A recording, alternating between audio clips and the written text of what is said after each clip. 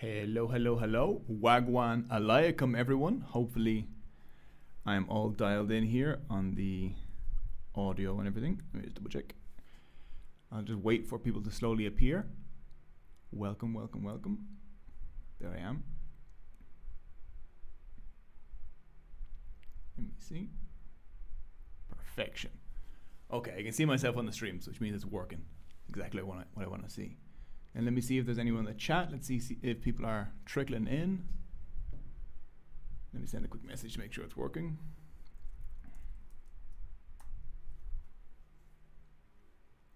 Perfection. So how is everyone doing on this lovely Sunday morning, afternoon, evening, wherever you are in the world? Let's see who's coming in. Osman Balkaf, welcome. I have a few interesting news stories to get through today, a few interesting develops. I wanted to see if we can do like maybe a deep dive. My chair feels lower than usual. A deep dive into maybe Morocco, Moroccan history, Moroccan Spanish history after the huge story that happened during the week. Was it a Wednesday, Thursday? Was it Thursday it happened when you had the huge wave into Ceuta? Hello, Harris from Tamil Nadu. I recognize you from the previous streams. Welcome again. I think you've been here for each stream, no? I think you've been here for all three of the new streams. Alyssa says it's afternoon in Morocco. Welcome. Hopefully you enjoy this Morocco themed episode of the live stream. We have Morbid Search from Kerry. Welcome. Happy Mayo 1. Yeah, if people don't know, Ireland had its how do you even describe it? Ireland had its own indigenous sport, its own indigenous football called Gaelic football. There was a final last Sunday, and a curse. Is it 70 year? Was it a 70-year curse? 80-year curse? I'm gonna go with 70. It sounds right. No, 1950. When was the last Mayo win? 1954. 75-year curse. Yeah. So a county in Ireland broke a 75-year curse that was placed on them by a priest because they weren't respectful enough when they won last time, and they finally broke it after 75 years, after everyone on the previous team died, which is I do kind of feel bad for for those people. Let's see, who else has come in? Jin 1 has never been so invested. Welcome. Dr. Nando, a Spaniard in Finland. What's it like being a Spaniard in Finland? Because that's a huge difference. I'm from Ireland. I'm in Spain, so for me, that's the heat here is killing me, as you can tell by my trusty little fan. Who else we have? Oh, okay, Harris, you missed the first one. Okay, well, you make up for it now. We have BGS, which is apparently conservative think tanks, and Israeli extremists were writing explicitly that the government of Morocco should do that. Yes, we're going to get into the American Enterprise Institute, Marco Rubio, and whatever the other Cuban exile guy. They were pushing a lot this year on the Ceuta militia issue. So we'll get into that in a bit. I have a little map and everything. Who else do we have? Okay, so I'm going to call you Alyssa. Alyssa Dowd, you are Moroccan, so you can give us some hints. So yeah, so while I'm explaining things, you can dive in. You can tell me where I'm wrong, tell me where I'm right, tell me where we differ on opinion when we get into it. Janet from Cork is here. Hello. Hello from Sao Paulo. Jim 1 said, bro, Useful Charts made a video about Zionism and said basic Zionism and anti-Zionists can have common ground. What do you think? I don't. I was kind of hoping no one would ask me a question about the video because I like Useful Charts. He's a really, really nice guy. One second, let me take some water. I like Useful Charts. He's a really nice guy. Every single conversation I've had with him has been great. He sent me some charts when I was in Uruguay, which I was really appreciative of. I think I have some around here somewhere.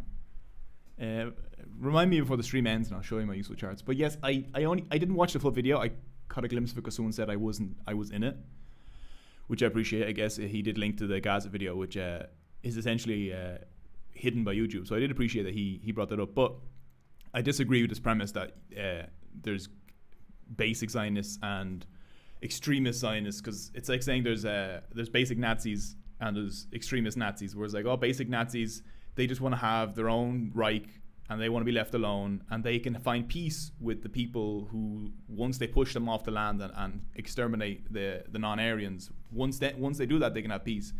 Zionism is the same. Zionism is built on the idea that a Jewish majority state must be established in historic Palestine, regardless of the will of the majority population there. So you cannot have a Jewish majority state in Palestine without ethnic cleansing because there isn't a Jewish majority there. So from its premise, Zionism is exterminatory. There's no basic Zionism and there's no extremist Zionism.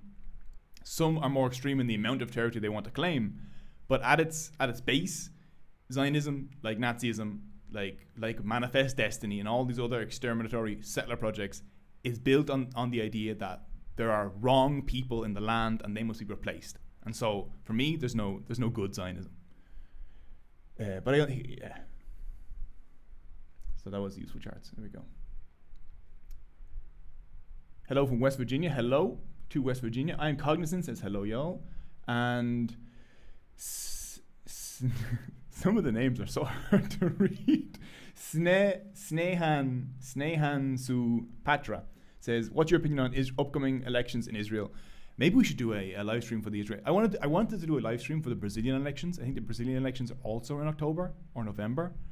I think it's Lula versus Bolsonaro's son. He also has a ridiculous first name. What is it? Milagro Bolsonaro? What's Bolsonaro's son's name? Flavio. Okay, no, I'm getting confused with Bolsonaro's middle name. So Flavio Bolsonaro versus Lula, they're going the election. I think we could do a live stream for the election. I think that'd be interesting. But Israel's elections, I don't care who wins in Israel's elections. Israel's elections is always just Hitler versus Hitler. One of them wants to have 1,000 extra settlements in the West Bank, and one wants to have 1,002. So I don't particularly care who wins Israel's elections. They're all going to be none of them are anti-genocide. So, but I could stream it and we could explain and get into each one. I think it's Naftali Bennett. Is it Naftali Bennett who's running against? Election. Bennett, I dislike. I hate Bennett more than I hate Netanyahu. Maybe just because Netanyahu is currently in charge and so I'm used to him. But Bennett, I really, really dislike. Benjamin Netanyahu. Benny Gantz.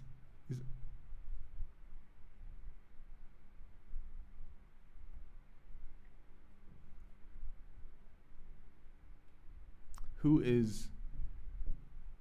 I'm almost certain it's Bennett who's running against him, no?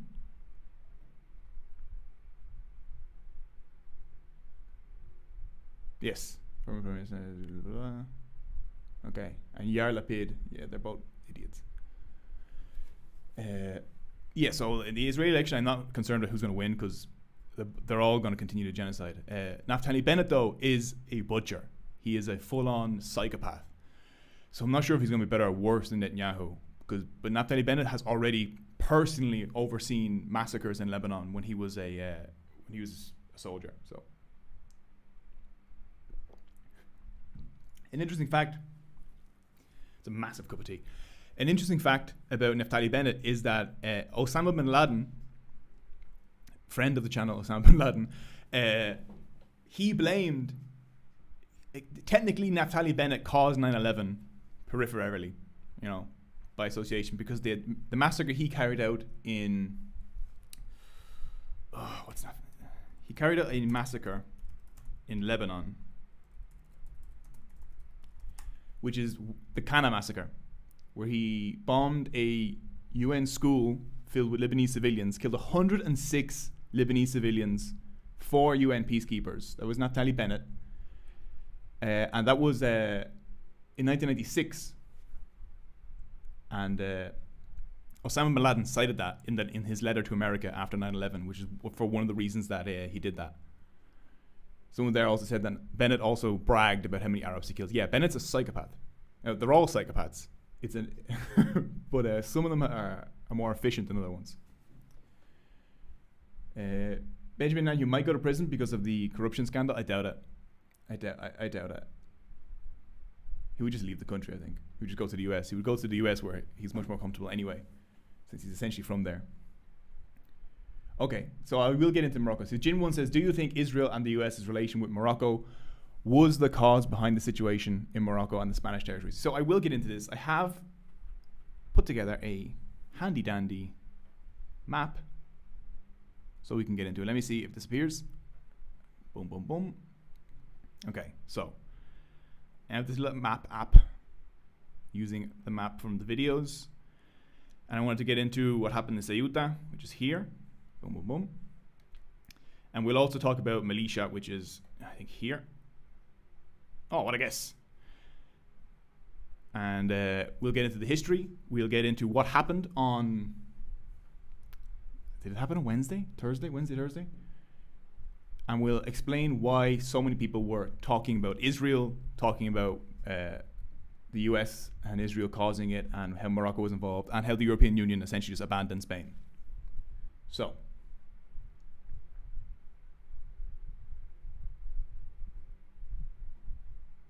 Yeah, so Harris from Tamil Nadu saying, yeah, you're from India, so this is very difficult to understand. Okay. Perfection. Let me see if I have the map on 3 different screens now, so I need to look at the correct one. So what happened on... I'm just going to check when it actually happened. Because I can't remember if it was on Wednesday or Thursday. I don't want to say the wrong day. Ceuta.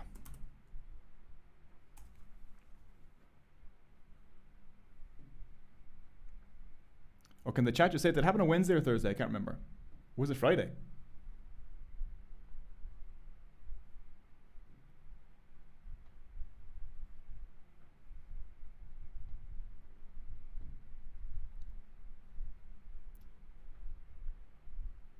Okay, doesn't matter anyway. So what happened was, let me zoom in. Actually, I think this map isn't going to show us clearly. Let me use Google Maps. Here we go. So here is Ceuta. Ceuta is an autonomous city in, very slow zoom, autonomous city in Spain. Spain took these territories in, I think, Ceuta was taken by the Portuguese. Let's go back into Ceuta. This one here. As you can see, it's literally, it's this tiny little enclave on the northern tip of Africa. Portugal took it in 1415. I think the Spanish take it off Portugal in 1600, 1680. Let's say around that. And they kind of just hold it. It doesn't actually have a lot of people, Ceuta, for a very long time, until like the 1900s. Once the Spanish expel all of the Jews and Muslims from Spain, a lot of them actually ended up here in Ceuta and in Melilla, which is the other autonomous city further down near Algeria. Let me see both. Ceuta, Melilla with the red. And during this week, when about 60,000 people crossed the border into Ceuta, they crossed here. I'll go back and explain the history in a minute anyway. They crossed here. It shows you kind of how arbitrary it is. Here's the wall. This is the border wall. If you follow it, you can see it goes all the way around. It's about 10 meters tall in some places. I think 6 meters tall, 20 feet in other places. You see it goes all the way around. It's this huge wall.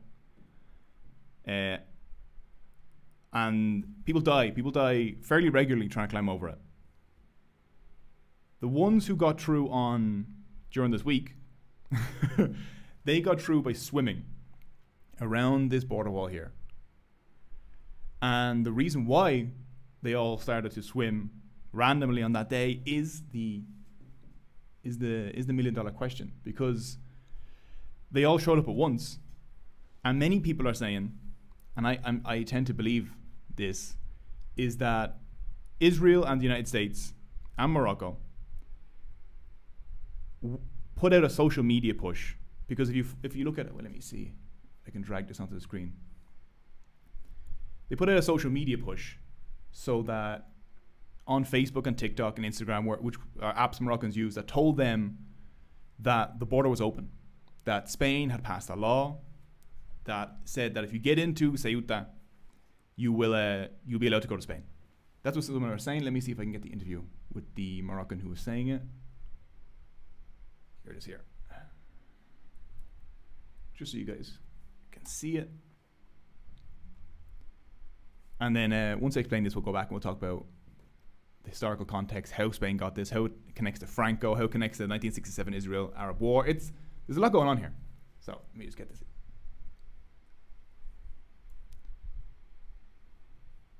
Now, this is open on your end. So the New York Times, they were reporting I'll respond to the chat now in a second. There's a few chats that come in. The New York Times are reporting that they've spoken to several Moroccans who say they were encouraged to cross into Ceuta by Moroccan authorities. Yusuf Aloui, 26, said that his group approached the border on Thursday, finally found that today. Moroccan police officers pointed them in the right direction. They just kept saying, go that way, go that way. Mr. Aloui said he ultimately swam across the maritime border, he said, encountering several dead bodies in the water. About 50 people died trying to get into Ceuta from Morocco. Where was Google Earth? About 60 people died out of 60,000. And it's not a long swim, although I'll map my own. It isn't a long swim. But if you think most of these people aren't professional swimmers, most of these people are just regular people looking to increase their quality of life, which they're told repeatedly on social media that they can do if they get into Spain. So it's a short swim, but if you have thousands and thousands and thousands of people doing it at once, it's tough. People drowned. People drowned here constantly. People die on the wall here constantly. In 2022, I think there was it's called a Melilla massacre. Melilla is the other autonomous city in Spain, where there was essentially, I think Melilla might have a bigger wall because it's not nearly as easy to close off as Ceuta is, because it's just a complete land border. Let me see if you can see the wall. Look, you can also just see how Moroccans just live here. It shows you how completely arbitrary this is. Moroccans live here, and Melilla is in the Rif. So most of the people living here the Rif is the mountains in this region, and the people who live here are mostly Rifians, which are like a Berber Amazigh group. They live here and right across. The wage differential between here and here is crazy. You're probably looking at these people making maybe, if they're lucky, a few $1,000s a year, and the people here are making upwards of 20 grand. And it's literally just a border that guarantees that. If the border guarantee is what kind of defends the wage differential. You can see here. I'm trying to see if you can see the wall. You can kind of see it here. It's huge. People die here all the time. In 2022, there was the Melilla massacre where people tried to get over, and they were cordoned into essentially a giant pile, and they suffocated. I think 20 people died. Let me see. Just make sure that I'm not giving you wrong information. 37 people died. Absolutely insane. 37 people died trying to get over this wall in Melilla. So there's the wall. You can see, it's just this massive wall. And Morocco is, oh my God, someone's saying 70 people died trying to get in South the other day. Okay. It's just this huge wall.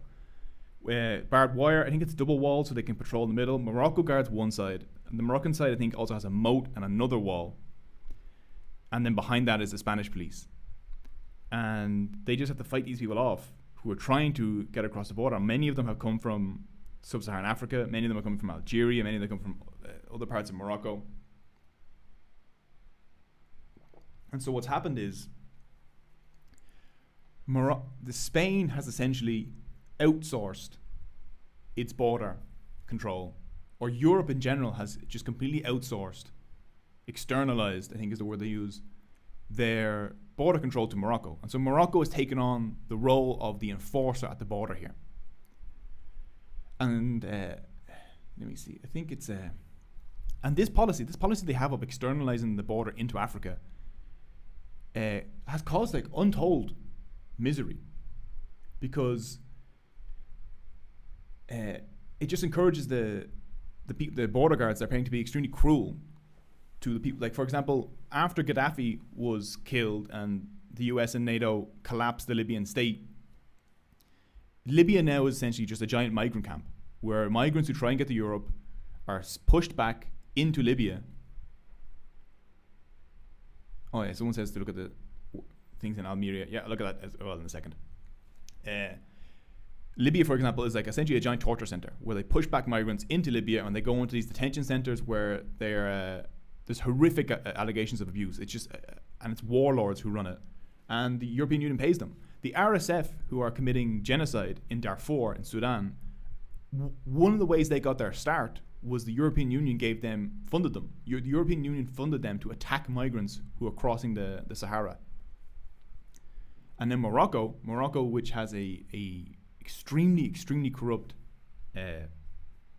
monarchy. Like, the king of Morocco has the final say that everything that happens in Morocco, and he's one of the richest men in Africa. I think he's the richest king in Africa. I think he might be the 5th richest man in Africa. I have to double check that in my notes here. 1 second. Doesn't particularly matter. But let me get back over to Ceuta. The Google Earth zoom is incredibly slow. So, Ceuta.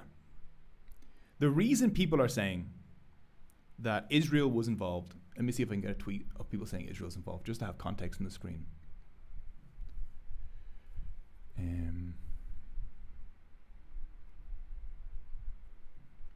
Yeah, I'll just get the Israelis themselves yapping about it, because they were also being disgusting.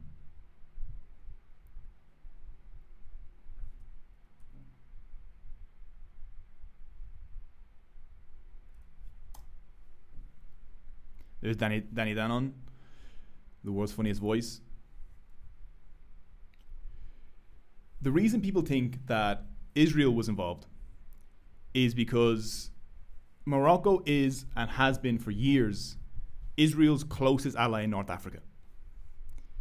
Essentially since Hassan II, who was the current king's father, ever since he took power, I think in 1950 something, Israel and Morocco have been like this. And this has been extremely beneficial. This has been extremely beneficial to the Moroccan monarchy, because the Moroccan monarchy, especially during Hassan II's early reign from the 50s to the 70s, was very, very unpopular, and there was a lot of movement in the country to establish a republic, especially after Gaddafi overthrew the Libyan king in 1962, 1964, 1960 something. So Israel and Morocco are very, very tight. Someone's yapping about Kashmir. Not really a very relevant part, but okay.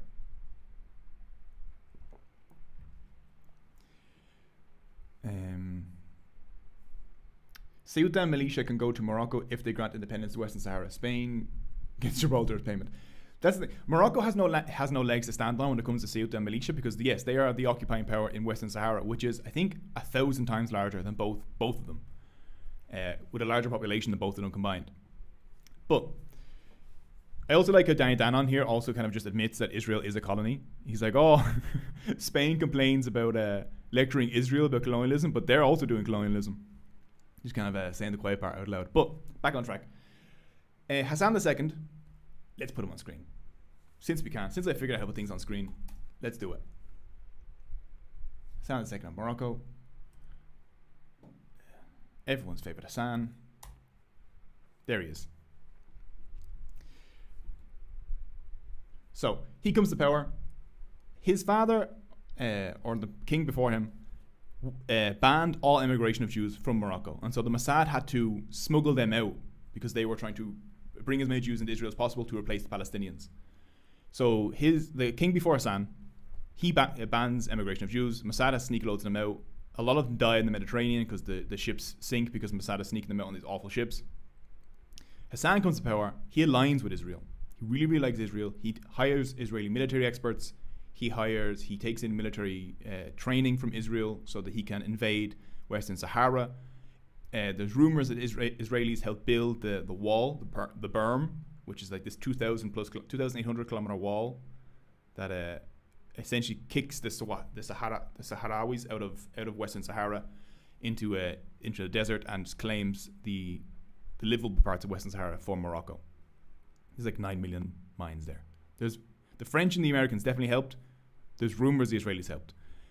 What is proven is that Hassan II is essentially partly responsible for the Israeli conquest of Gaza, the West Bank, the Sinai Peninsula, and the Golan Heights.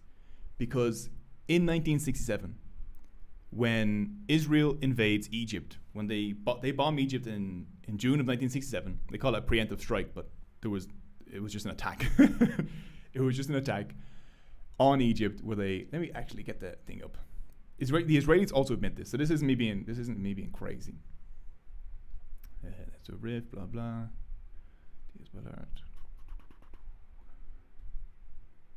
Knights of Israel.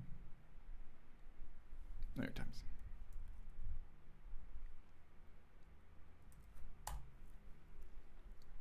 So in 1967, just before Israel bombs, oh my God, what is all this?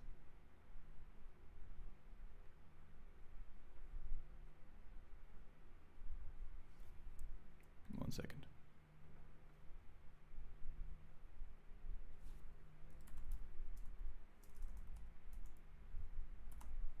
In 1967, just before Israel bombs Egypt,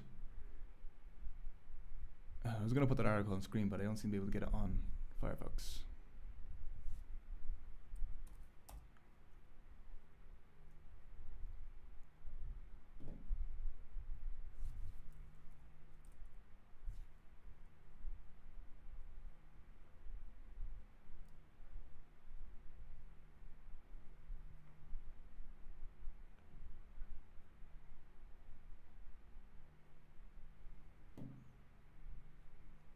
Okay. Can we see this now? Perfect. So just before they bomb Egypt, Hassan II of Morocco, the king of Morocco, who has the ability to override any law in Morocco, he's the final say. In the 60s, he had murdered about 300 students who were protesting against the monarchy, who were left-wing. Morocco has its own kind of, they call the Years of Lead, a lot like Italy, where there's this huge crackdown on any kind of left-wing movement in the country that's anti-monarchy. Extremely corrupt. About, I think, about 5 families control the... Five Moroccan families control, I think it's 80% of the entire economy. During the 60s, when this is happening, he obviously needs backup. His main backer is the United States. But he also needs Israel, because they have a great intelligence service, and he needs spies. He needs training, and he needs weapons. So what he does is, just before the 1967 war starts, he invites the other Arab leaders to... Okay, sorry, 1965. Arab leaders meet in Casablanca. Morocco allowed the Mossad to bug the meeting rooms and private suites. The eavesdropping gave Israel unprecedented insight into Arab thinking, capabilities and plannings, which turned out to be vital to Mossad and Israel Defense Forces in preparing the 1967 war. So essentially, by allowing the Israelis to... Someone said, we're hearing you out of script. Yeah, without a script, man, I ramble a lot, and I'm sorry. I'm trying to get better. But he allows the Israelis to bug the room that all the Arab leaders are in. So you have Nasser talking about the state Egypt's in, that Egypt can't fight a war. The Israelis thought that Egypt was in a better condition, that they were much more afraid of Egypt. And because of what Hassan does, by allowing the Mossad to bug that room, he reveals to them that Egypt can't fight a war, and that they can just destroy the Egyptian Air Force, then Egypt's done, and they can just conquer as much land as they want. And the other Arab states are completely out of sync. He knows Hussein in Jordan and Nasser don't get along. There's no Arab unity. They understand that they're going to be fighting individual armies. It's going to be great.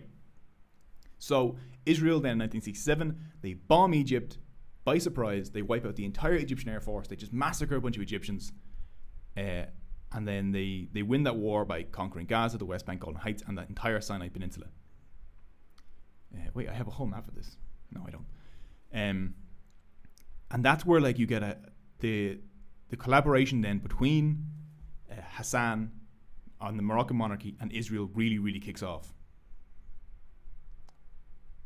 Where's my little viewer account? Look at that up there. Look at that. It becomes much more important then in the 1970s. In the 1970s, Spain is in a bit of a crisis, because in 1973, Spain's... Let me see if I can show this on the map. Here's Spain. Wait, let me highlight Spain. Boom. There's Spain. Spain's green now. Here's Morocco. Make Morocco red. Here, let me just erase this. Erase burger. Vaguely this is Western Sahara. This spot here. Morocco claims all of this. No one in the world recognizes this claim other than the United States and Israel. Here in Morocco, you have Morocco is an Arab country, but it has the original people are Amazigh, Berbers, is what they're called in English. They speak Tamazight, but Arabic is the main language now. The people down here are Sahrawiyas. I can never say the word correctly. The Sahrawi people. They speak Arabic. They were Berbers, but at some point, or they were an Amazigh people who spoke Tamazight. But at some point in the 15th century, people from Yemen moved all the way across, and they kind of settled in this area, and a much more Arab identity took hold after that. And now these people, they're mostly nomads anyway. So they're nomads, camel herders, shepherds. They move from oasis to oasis. And they've always kind of had a very independent identity. Morocco claims that they were always part of Morocco. The Sahrawi claim that they have never been part of Morocco, or that some tribes have at some point offered some loyalties, mostly religious loyalties, to the Sultan in Rabat or in Casablanca. But Morocco never really exercised any kind of sovereignty down here. And their own documents admit this. There's a document that they submitted to the ICJ in the 1800s that says the Sultan is like, I actually have no control over anything that's happening like below this spot. So in 1973, actually, just so you know, this right now, we're in 1970s right now. This whole area, gorgeous, is Spanish technically. It's a Spanish colony. It's a Spanish colony of Western Sahara. The Spanish don't really develop this area at all. They get it like in the 1800s during the Berlin Conference, the whole scramble for Africa. It's not that useful until around after the Second World War, where they realize there's an absolute metric shit ton of phosphate here around this area, in an area called Bokra. There's this huge phosphate mine. I think it's somewhere around here. Could be down here. I can't see it. And phosphate is like essential for modern fertilizers. So let me just double check everyone's still here. Okay. Essential for modern fertilizers, super useful in the age of industrial agriculture. They're like, okay, Spanish, like, this is brilliant. We're going to earn so much money. And they begin to much more colonize Western Sahara. Before they were kind of just here on the coast, they begin to push in. The French help them out. They massacre the Sahrawi.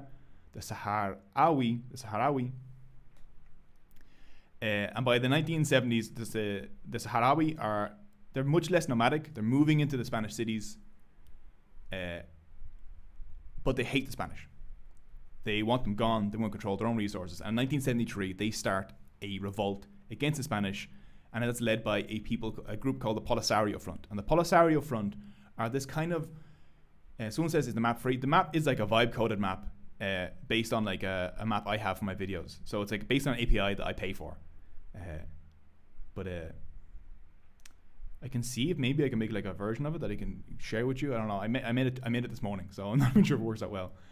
So the Polisario Front in 1973 launches a revolt against the Spanish, and the Polisario Front are they're kind of a left-wing nationalist, that kind of very common national liberation movement that were popular in the 50s, 60s, 70s. They try to align the Soviet Union. The Soviet Union needs Moroccan phosphate, so they don't actually pay much attention to them. Algeria really helps them out. We'll get to that. So Polisario Front in 1973 launched a revolt against the Spanish, and Spain doesn't know what to do. They can't handle it. Spain is a kind of a spent power. Franco's in charge. It's a dictatorship. Franco's dying. He's really old, and they can't super hold it. They try and put the rebellion down, and they can't. In 1975, Hassan II of Morocco, he starts talking to Henry Kissinger and the United States over here. I think Gerald Ford's in charge at the time, because he is a US ally, because Morocco, even though it's part of North Africa, it's not really like the other North African states. You have Gaddafi here from the 60s. You have Algeria, which is like liberates itself from the French in a socialist revolution.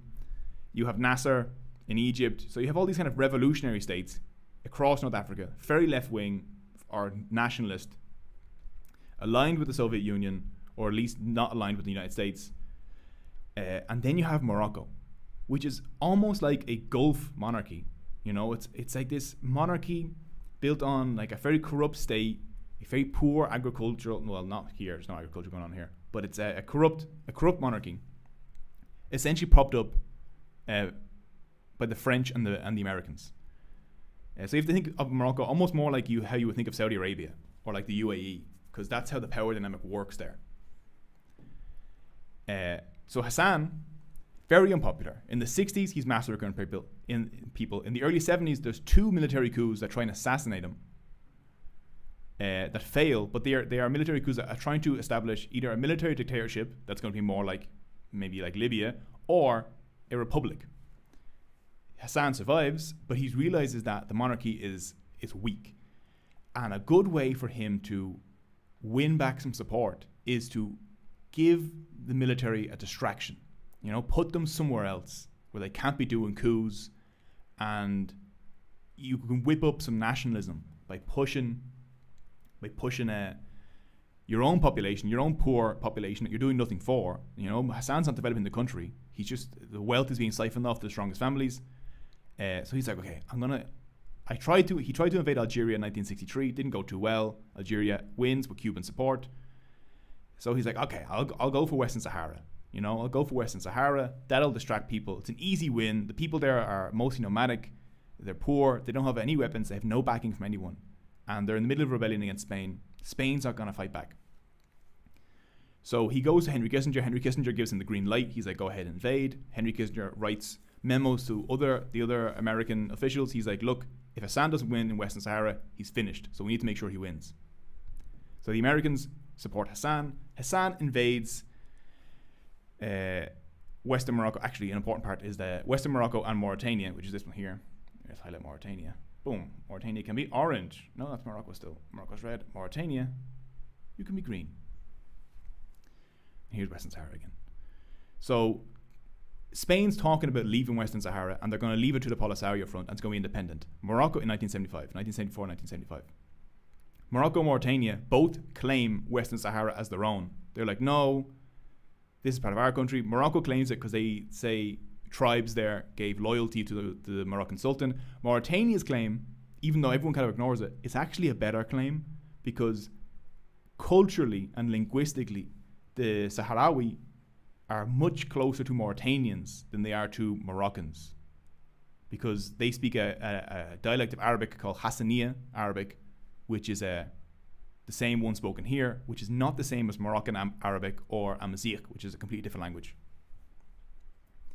There are some Sahrawi here in southern Morocco. This border is completely arbitrary.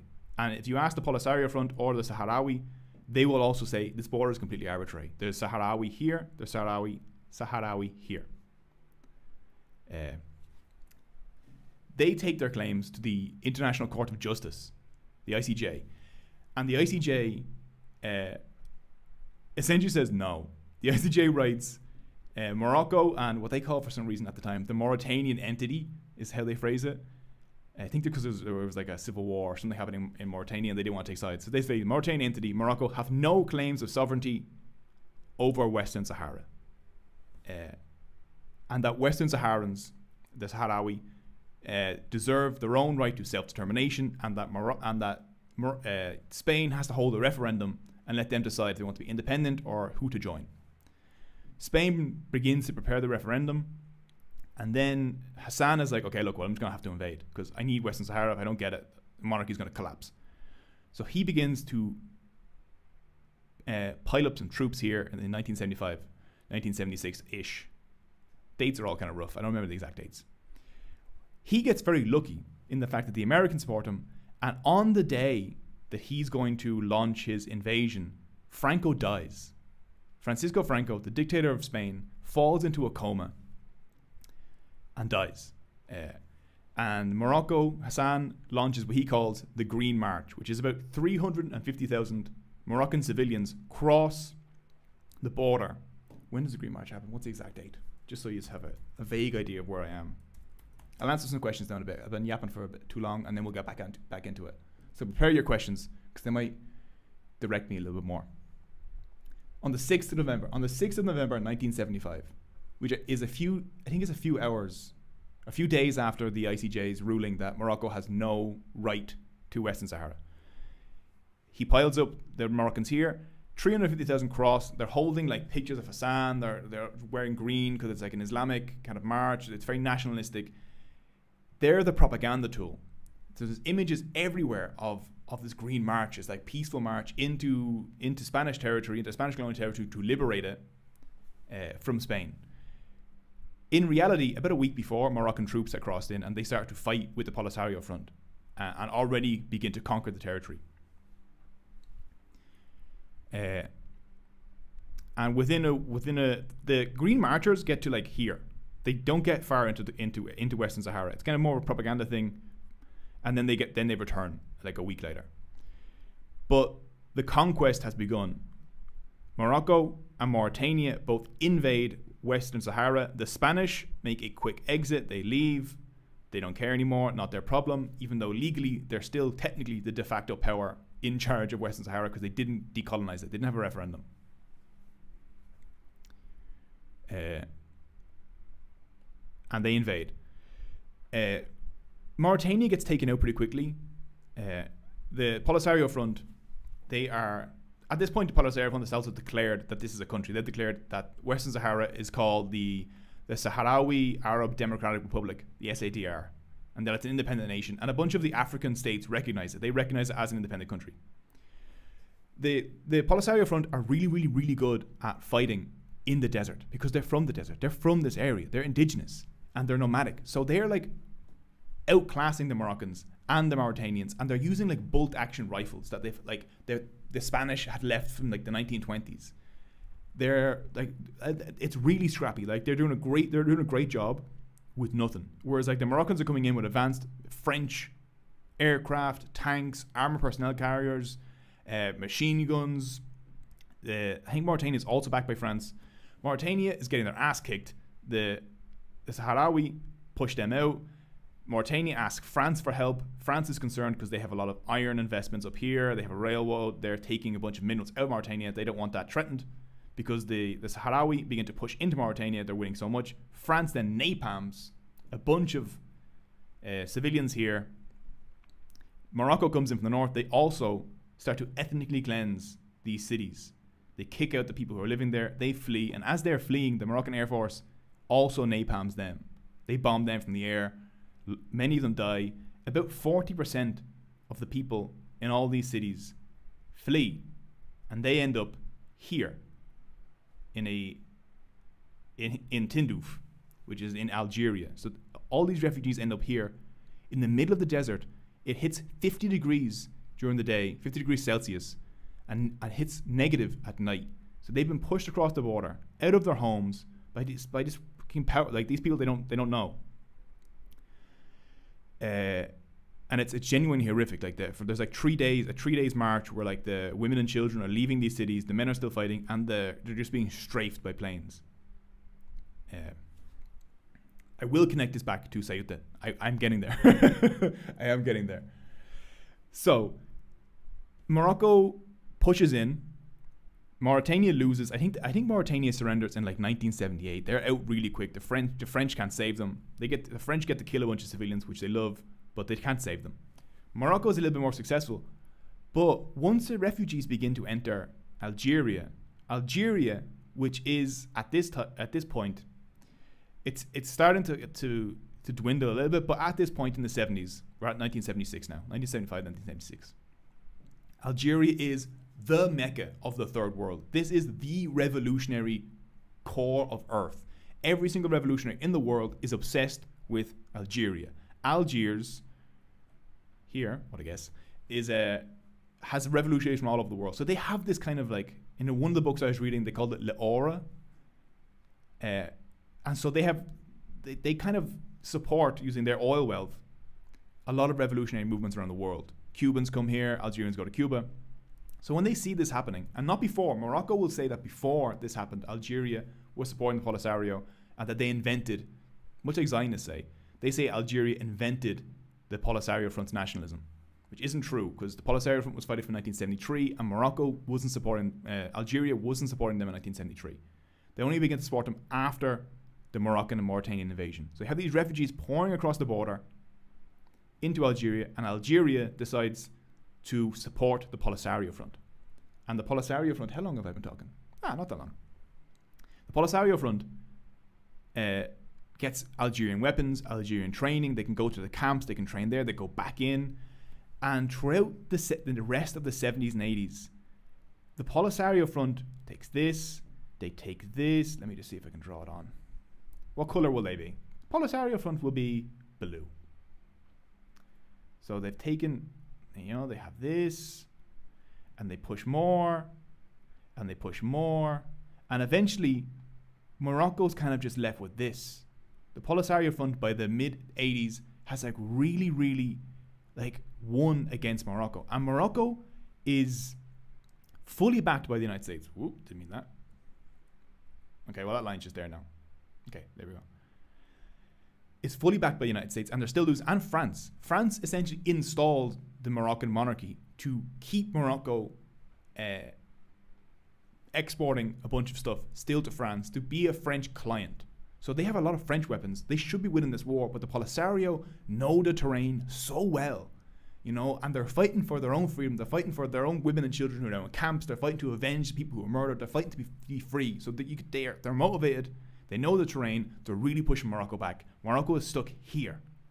Then, in the 80s, the United States is like, look, we need Morocco. Morocco is essentially our Saudi Arabia and our Iran, because Iran is a dictatorship, a US-backed dictatorship under the Shah at this time, in North Africa. They hate Algeria, they hate Libya, they hate Egypt. Actually, Egypt, I think they flipped Egypt by now. Doesn't matter. They're like, we need Morocco. So, the US, France, and Saudi Arabia get together, and Saudi Arabia begins to pay France and the Americans for much more advanced weapons, and all of a sudden, billions upon billions in military aid and financial assistance pours into Morocco to Hassan II, and they manage to push the Sahrawi back. Let me just take all my drawings out now. We'll have Morocco be red again. So they expand from here. They build a wall. So they begin to just bomb the Polisario. They begin to use advanced weapons financed by the Saudis, provided by the Americans. At this point, throughout the entire Cold War, Morocco is the largest recipient of aid in Africa, except for Egypt, of American military aid or aid in general in Africa during the entire Cold War. So billions are flowing into Morocco, and it's being spent on weapons. And they build a wall here to take back some land. They then build another wall to claim this land. They then build another wall like this.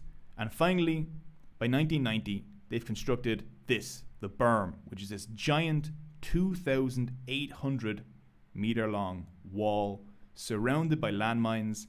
And now Morocco owns all this, all the major cities, and the Sahrawi are just here in this empty kind of desert, and the majority of the population live here in these camps in Tindouf with essentially no possibility of going home, because the Moroccans have a complete occupation going on here. It's an extremely repressive police state. The Sahrawi that remain here are under constant watch. Morocco sends in settlers to replace the population, to essentially entrench the occupation and to make it look normal. Now, you might be wondering, what the fuck does this have to do with Ceuta? And I'll get to that now. Let me just double check if there's any questions. Anyone have any questions? Is anyone confused? Someone said Algeria used to be so based. Yeah, Algeria used to be so based. Algeria is such a... it's a... That tea is cold. It's such a loss. Algeria used to be really into... where's my mouse? Algeria used to be really into kind of south-south collaboration, where they would use their oil wealth to finance development in other third world countries. And then after the 80s, the IMF and the financial crash, it was never really the same. Now it's kind of just a normal state. Okay, let me see if there's any questions. Okay, none. It seems okay. What made Algeria not based? Algeria. What happened was Algeria up until between the six when Algeria gets independence, I think in 1964 from France. The French settlers are expelled back to France. The settler colonialism ends.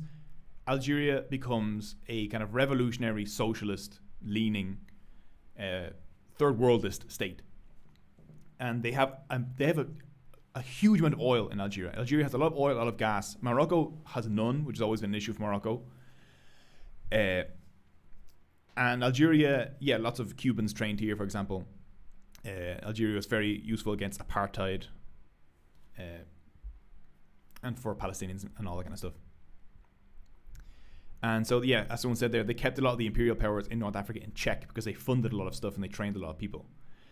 As you get closer to the 90s, it has a bunch of financial trouble. I think especially after the oil crisis in 73. And then in the 90s, Algeria essentially descends into, I'm not an expert in Algeria, so this is very bare bones. Algeria descends into essentially, it's not a civil war, but it essentially is a civil war. So you have a lot of kind of Islamists in the south, in the Sahara, fighting against the government in Algiers. There's a lot of forced disappearances. It's super violent. It's essentially a preview of what now is happening in the Sahel. You know, you have a lot of these kind of Islamist groups fighting the government, trying to overthrow it. Is what I kind of remember. But that's why it's not based anymore. It kind of lost its footing. And then you have Bouteflika in the 2000s. Is Bouteflika still alive? Did he die? He was like 1,000 years old. But and now it's kind of like a normal, very neutral North African country. Okay, let's see if there's any more questions. Yeah, Dutch is the oil, yeah. Polisario Front is such a failure. It couldn't achieve independence through military campaign and couldn't do it through diplomatic. Yeah, it's not a failure. The Polisario Front doesn't stand a chance. As in, they almost won militarily. And diplomatically, they've done a great job. The Western Sahara has been at some point recognized by like 80 countries. Morocco had to leave the African Union because of Western Sahara, because everyone else recognized Western Sahara, and Morocco didn't like that. So they have done a great job. The issue is like, when the great powers don't support you, it doesn't actually matter how good you are at anything. If the United States and Europe don't support your claim, you're screwed, unless you have like overwhelming military support. So the situation we're in now, I don't think there were made too many questions. Let me double check though. Got a question. Since Morocco now got this much land, why migrate to Spain? They've got all this new land from Western Sahara. Oh, well, Harris, that is a question. There's a great paper, I think from 2007, that kind of explained this. In general, migration happens not where you think it happens. For example, the waves of people that go to Europe aren't from Malawi. They're not from, Congo. They're not from the poor. They're not from like most of sub-Saharan Africa. A lot come from Sudan because there's a war. Migration tends to happen from countries that are at the upper end of the low-income scale. So countries like Morocco, Algeria. Not so much Libya. Libya was doing very well for a while, so that's why you didn't see a lot of Libyan migrants. Where there's development in the country and there's education in the country, and so people in the country are aware of the difference between them and rich countries. Moroccans are very acutely aware, first of all, because they can literally see into Ceuta and see that it's much nicer than Morocco.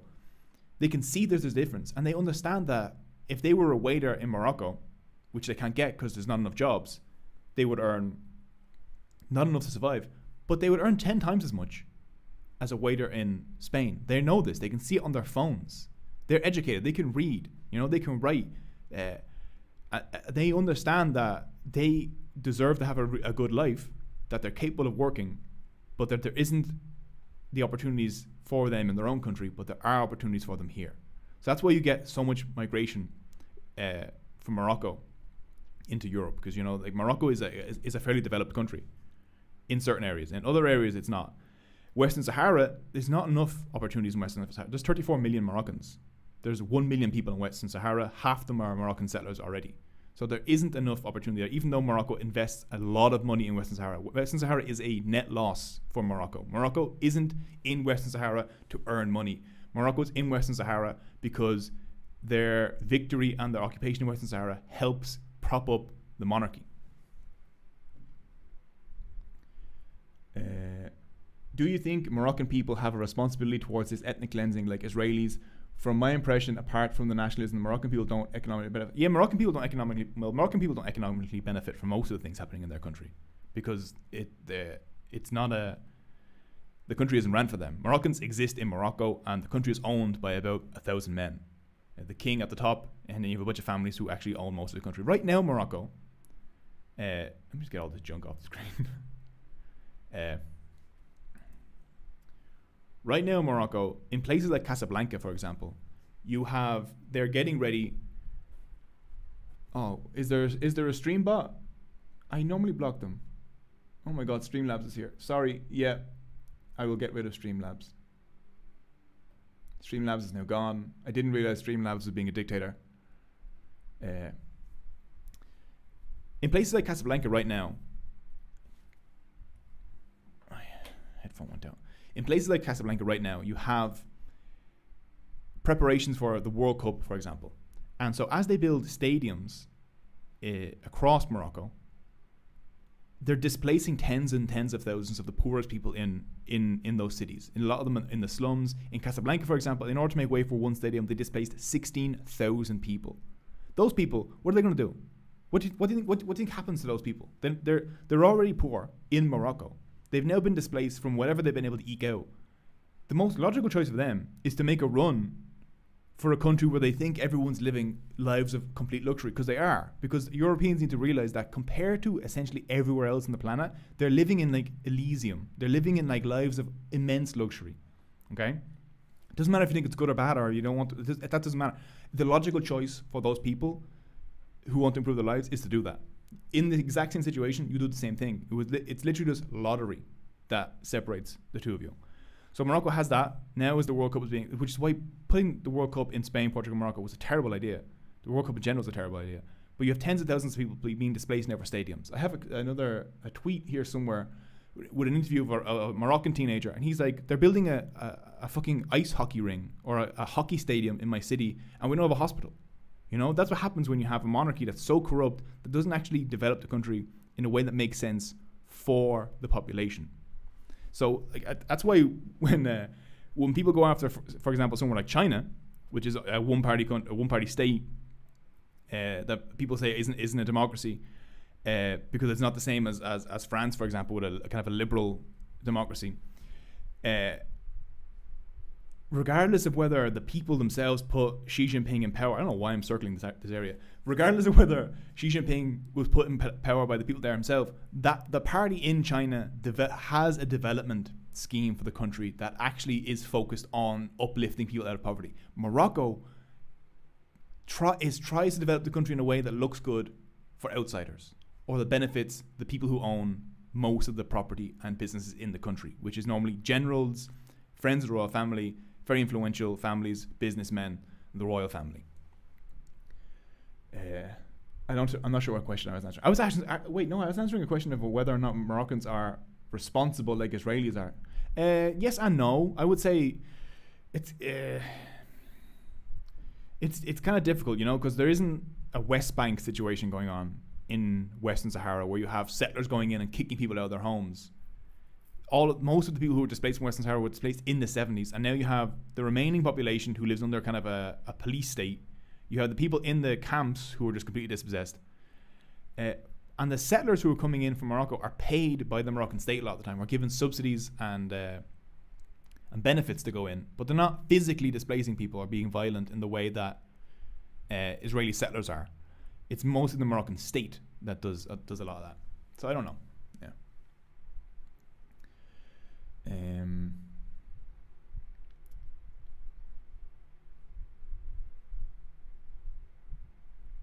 Let me see. Any other questions?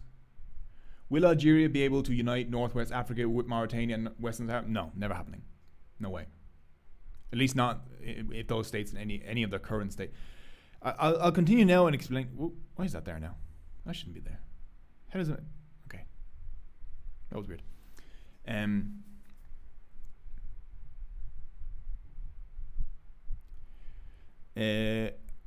Alexander says that the Ceuta operation obviously was highly organized. Tens of thousands don't show up the same day. And I'm going to get into that now. I'm going to get into the Ceuta thing now. So that's Western Sahara. I hope everyone understands now what happened in Western Sahara. Morocco invades against all international law, backed up by Saudi Arabia, the United States, and France. They take all this land, kick the people out. People are here. But most importantly, up until very recently, no one else in the world recognizes this. That's why every single map shows this area as blank. So no one recognizes Morocco's claim. Until 2020, just before Donald Trump comes into office, he leaves office, he recognizes Moroccan sovereignty over Western Sahara. And the deal for that is that he says he'll recognize Morocco's claim over Western Sahara if Morocco renormalizes relations with Israel. Now, Morocco and Israel, as we went over earlier, are already very tight. Morocco has always been an Israeli ally. They allow Israelis to spy in their country. One second. They allow Israelis to spy in their country. They sent settlers in the hundreds of thousands to Israel. I think it's like 1 in 7 Israelis is Moroccan, or something like Israeli Jews is Moroccan. Maybe it's 1 in 6. I think there's 900,000, almost 1 million Israeli Moroccan Jews. Someone says Cogito has a video on Western Sahara if you want a coherent explanation of it. Yeah, maybe I'm not being coherent, but yeah, it's a much more narrative explanation of the Western Sahara situation. 1 second. Right. Sorry. Sorry, choked a little. Yes, so where was I? How do I make that duck go away?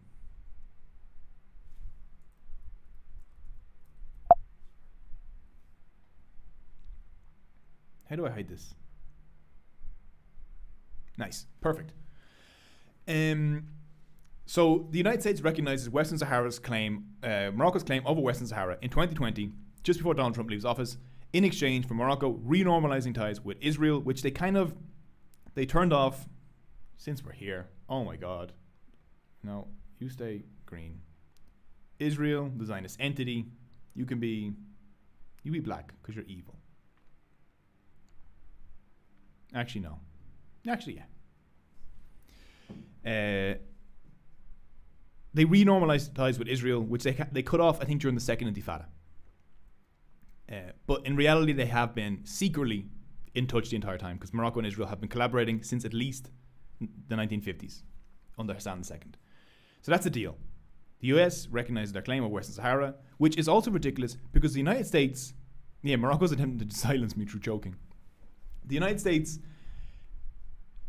it's more ridiculous because just like between Israel and Palestine, the United States is the main negotiator in the peace process between Western Sahara and Morocco. James Baker, who I think was Ronald Reagan's Secretary of State, he's the main guy in the 90s trying to negotiate peace between the Polisario Front and Morocco because the war, the 1975 to 1990 war they fight, that ends in 1990 through a peace process. But the peace process is never completed because Morocco refuses to hold a referendum. And they flood the area with settlers, much like Israel, to block any kind of referendum.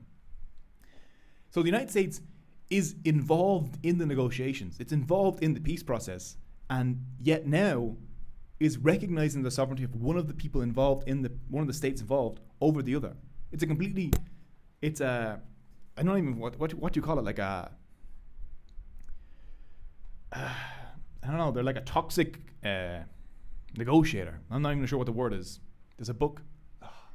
Doesn't matter. So once the United States does that, the Polisario Front is obviously aware that the peace process is never going to go anywhere. Morocco's never going to hold the referendum. Now they have no incentive to hold the referendum. They're flooding the area with settlers, so they outnumber the indigenous population. Most of the indigenous population is in Algeria in refugee camps for 50 years now. So they're like, oh, we won. This is easy. We have it. We don't have to do anything. We don't have, it's all Morocco's terms now. Morocco gets to do as they like in Western Sahara because the United States gave them carte blanche, A few years after, I think it's 2022, Israel becomes the second country to recognize Morocco's claim over Western Sahara. So now the two countries that are most close to Morocco are Israel and the United States. Which brings us to Ceuta. I think so. Ceuta's here.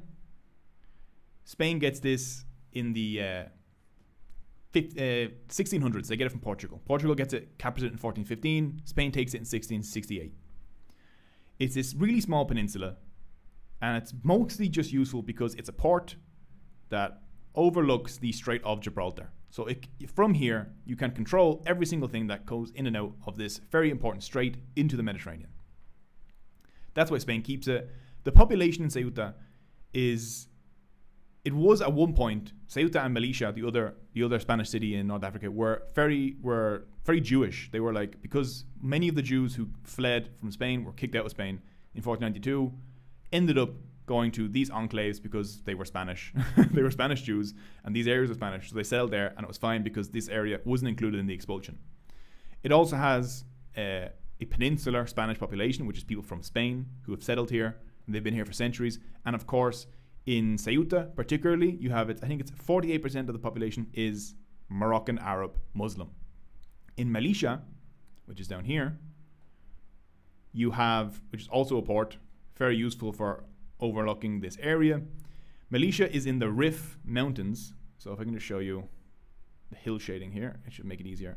These are the Rif Mountains. This part of the Rif is more Arab. This part of the Rif is much more Amazigh, much more Berber.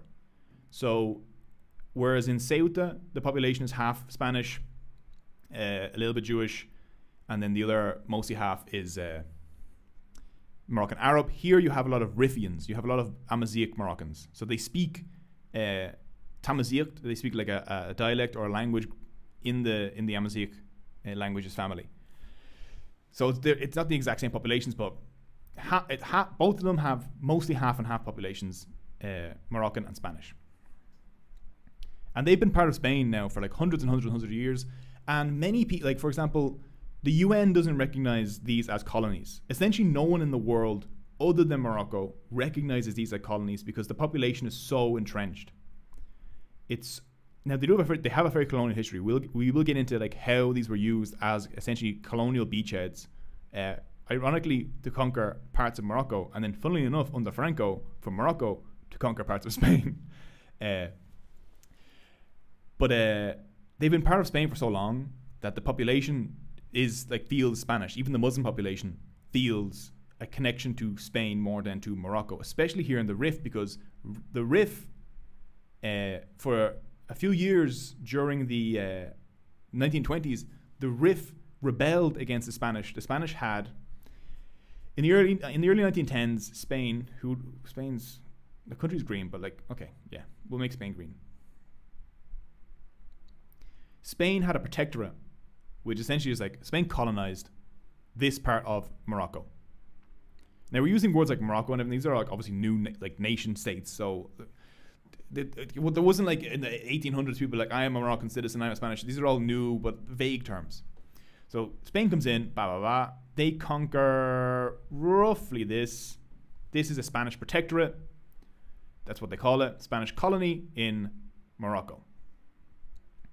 These two cities were already conquered centuries before. So 1910s, Spain comes in, they do this. In the 1920s, there's this massive rebellion. Okay, and this is really, really interesting because it's like it's crazy how successful this rebellion is. The Rifians, we'll get into Gibraltar as well. Someone mentioned Gibraltar, we'll get into that as well because Gibraltar is also, actually I don't know a lot about it, but I think Spain's claim there is silly anyway, but it doesn't matter. The Rifians, who are the Amazigh people here, they live in the mountains, so they're very hard to conquer. Even the Arabs in Morocco aren't welcome in the Rif Mountains. This is like very, very Amazigh, very, very Berber, very, very old culture. They have a rebellion, and they launch the Rif Republic in like 1920. And what color will they be? That's the main question we have to settle. They can be pink, purple, whatever. They have their own little republic. They conquer roughly this. I think actually it might be more like this. But yeah, this is the Rif Republic. And they kick Spain's ass. It's crazy.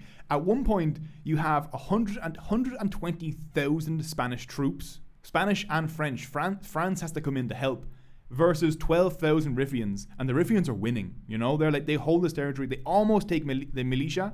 They could have taken it, but their commander doesn't. He just doesn't feel like he can take it. But yeah, so they have their own Rif Republic. And so, which also creates a very Rif identity here. Like Rif still has a very separate identity to a lot of Morocco. And they, I think like thousands upon thousands of Spanish troops die trying to put down the Rif rebellion. The Rif Republic exists until like 1925, 1927, I think.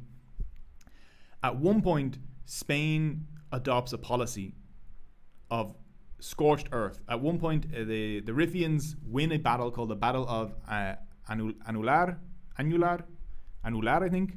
Anular? Something like that.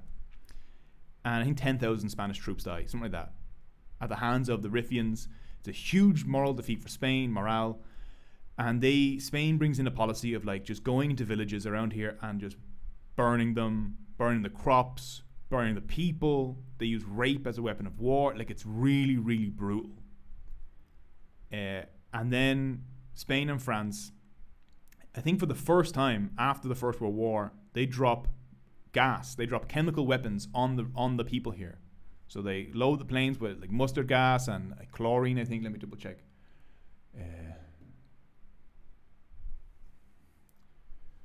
What's the gas? Phosgene, difhosgene, chlorofuracine, and mustard gas. And they purposely drop it on markets and rivers. They do this to cause as much destruction and death and poison. Anual, there. Someone said Anual, that's the battle I'm thinking of. As possible. And even today, now I'm not sure how connected this is, but for decades, this region of Morocco, Rif, has a higher cancer rate than the rest of Morocco. The regions where the Spanish use chemical weapons in the rivers and the markets have a higher cancer rate.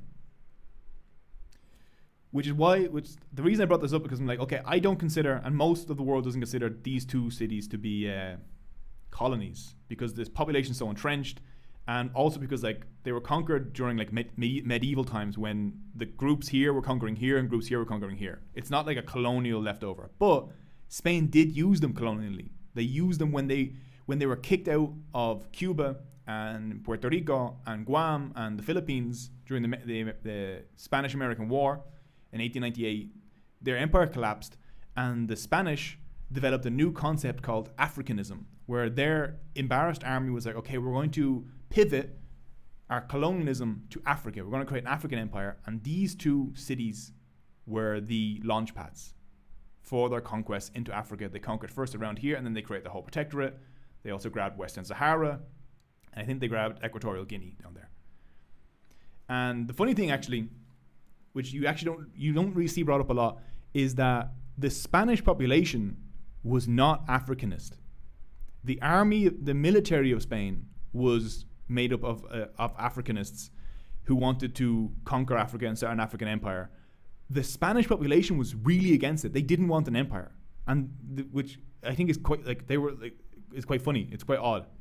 For example, during the Rif War, when the Spanish army was gassing the Riffians in Catalonia, in Barcelona, there was a huge riot where the Barcelonans, or the Catalans, were waving Riffian flags. You know, they were burning flags of the Spanish military or anything associated with the Spanish state, and they were waving the flags of the people that were fighting Spain. That's how much they didn't want this empire, which I think is really odd.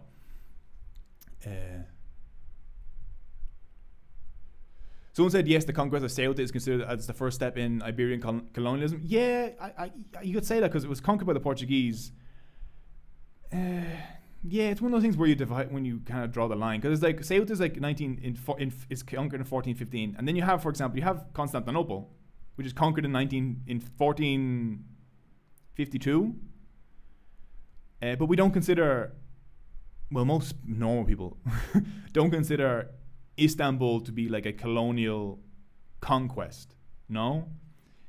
Because for me, I would draw a line almost that anything kind of happening in states this old, it's very difficult to define as colonialism in the same way that like transatlantic colonialism was colonialism, because like literally just a few years before Ceuta was conquered. Now I'm not trying to defend Spanish cities in Africa. 1453. I'm trying to just do context where it's like literally a few years before these cities were conquered, Granada was held by Arabs, by Iberian Muslims, and other parts of Iberia were held by people from here and people from here. So it's like these two states were always kind of for centuries in conflict, and these two leftovers are literally just leftovers of those conflicts that later on, in my opinion, become colonial. I feel like in 1700 weren't super colonial. In 1900 or 1900, when the Africanist movement is trying to create an empire in Africa, they become colonial. If that makes sense. That's not an opinion I've seen anywhere else. So that's not like an academic opinion. That's just me kind of like yapping. But so that's why Ceuta and Melilla exist. That's why there's so much bad blood. For example, between Moroccans and these two cities, because especially in Melilla's case, there's like a lot of death and destruction in this region because of Spain's desire to continue colonizing here. And someone saying that the protests in Barcelona happened because of forced recruitment. Yes, there was a lot of conscripts were used to conquer a lot of Africa as well. Spain used a lot of conscripts. That's why they were losing so much, because the conscripts had no idea how to fight. At certain points, the conscripts were selling their weapons for fresh fruit in Moroccan markets because they were hungry. So the conscript army was crap. Then they began building a regular army made up of Spanish commanders and Moroccan troops. One of those people involved in the Rif War and that regular army construction was Francisco Franco. He really, really likes Morocco. You know, he gets along with his Moroccan troops. And then, during the Spanish Civil War, he launches his coup in the Spanish Civil War from these two cities. Like Francisco Franco's here and gathers his troops and he invades Spain. Well, not invade Spain, because according to Spain, these are Spain. So he moves from one part of Spain to the other with his army. I think Francisco Franco brings like 100,000 Moroccan troops with him when he goes to Spain during the Civil War, and eventually becomes a dictator of Spain. Now, so that's why Ceuta and Melilla exist. That's why there's so much bad blood in regards to them. Both of them, interestingly enough, are free cities, which means there's no tariffs in Ceuta or Melilla. I don't think there's VAT. For example, a lot of the taxes that apply in Europe and the European Union, even between European Union states, don't exist in Ceuta or Melilla, which causes as a job, portaderas, what are they called? Portaderas, Melilla. Let me see. Portadoras. Let's see. English. Let's bring them over here.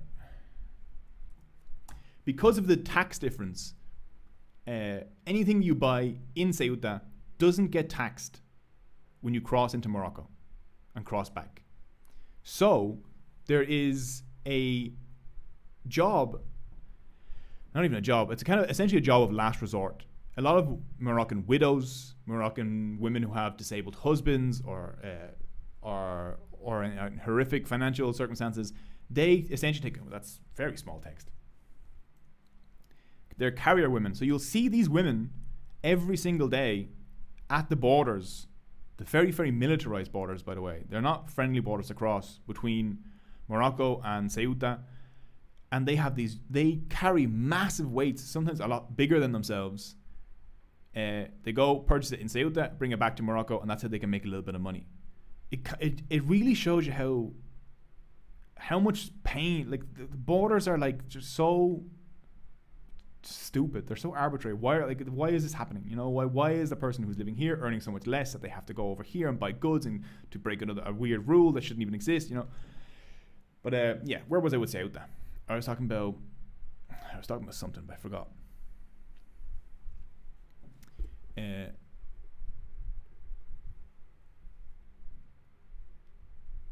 Okay, finally, An hour in. Someone's asking a question about the Arab Spring. I'll get back to that actually, because the Arab Spring connects back to Western Sahara. The reason so many people now think that there was a conspiracy. Let me go back to Google Maps actually. That there was a conspiracy. Here, Ceuta. On Thursday, when the tens of thousands of people crossed this little gap, there was a people think there was a conspiracy between Israel, the United States, and Morocco, because Morocco frequently in the past has used migration as a weapon. And they're allowed to do this because the European Union pays Morocco to essentially be their security guard, their enforcer on this border. Morocco blocks all the migrants trying to claim asylum in Europe. Morocco is the one who has a lot of the defensive or offensive, depending on how you say it. They fight back a lot of the migrants. They get paid a lot by Europe to do this. And Morocco understands that they can use this as a weapon against Spain. So, for example, in 2021, Spain let a leader of the Polisario Front into Spain for treatment for COVID, I think.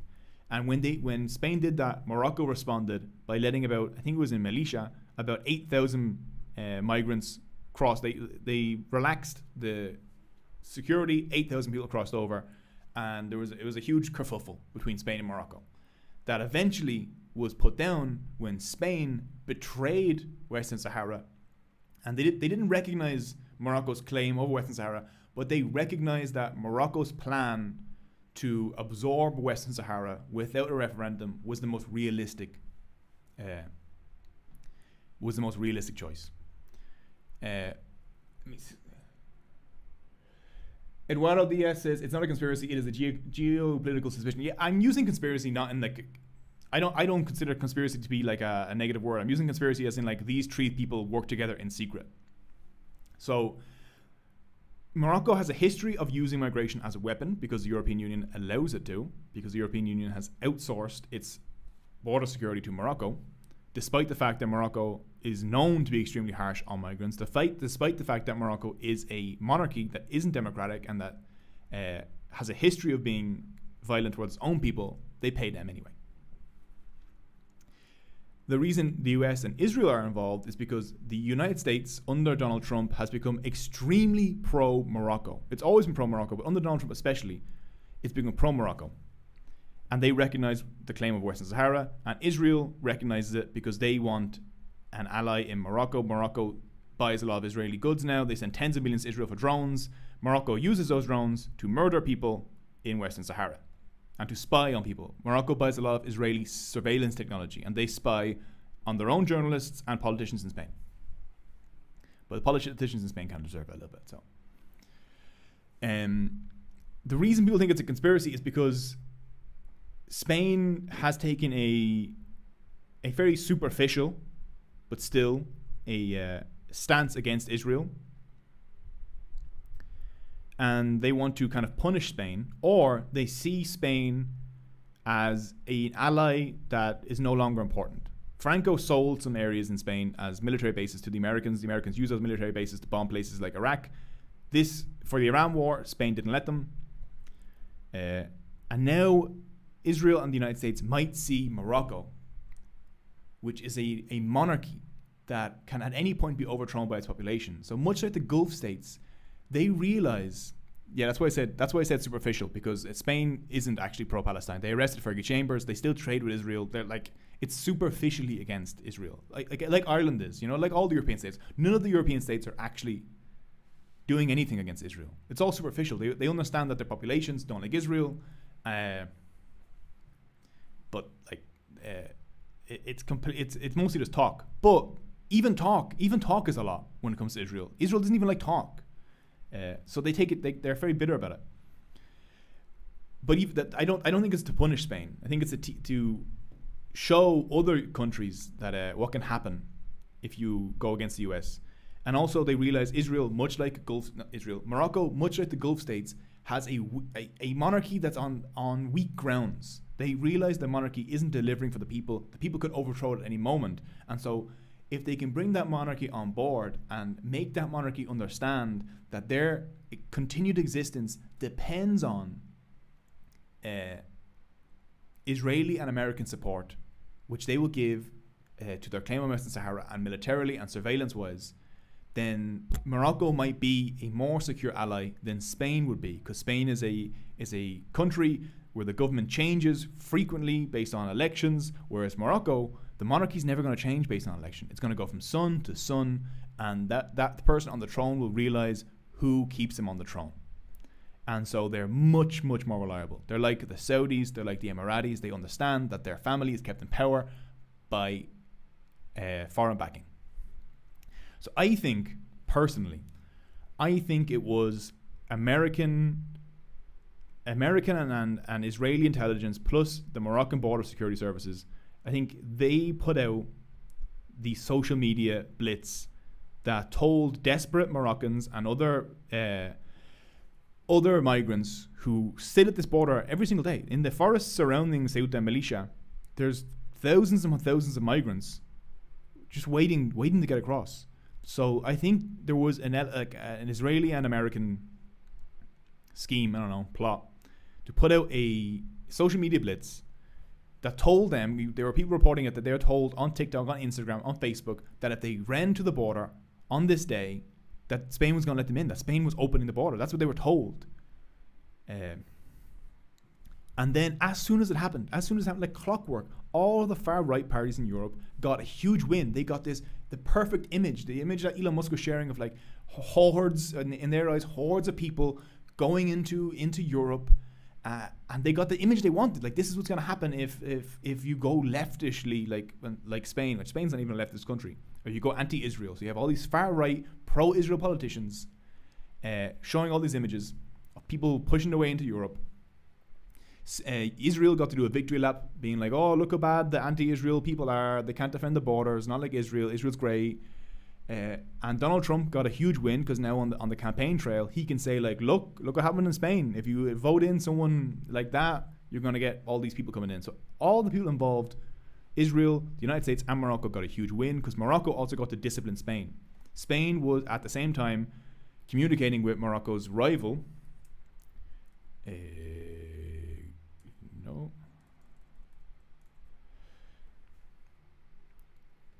Spain was in the middle of a trade deal with Algeria. Algeria has a lot of gas, a lot of oil. Europe is in desperate need of gas and oil because they cut off Russia, and they're going to build pipelines. Spain wanted a good deal. Morocco does not like Algeria. They are enemies, and they tend to discipline Spain whenever they do anything with Algeria. And 10 days before this event, Spain was in Algeria. You have this event. Spain has now been disciplined. They've been taught that the Americans and Israelis and the Moroccans can send migrants across your border, and migration is a huge issue in Europe. It's one of the major issues that people get really annoyed about, really emotional about. And so they disciplined them. Spain was taught a lesson, essentially. Like, Morocco was like, look, you can pay us more. You need to be more friendly on the Western Sahara thing. You need to not be paying Algeria any attention. So you've essentially cemented an axis now. There's like a Moroccan, Israeli, American axis.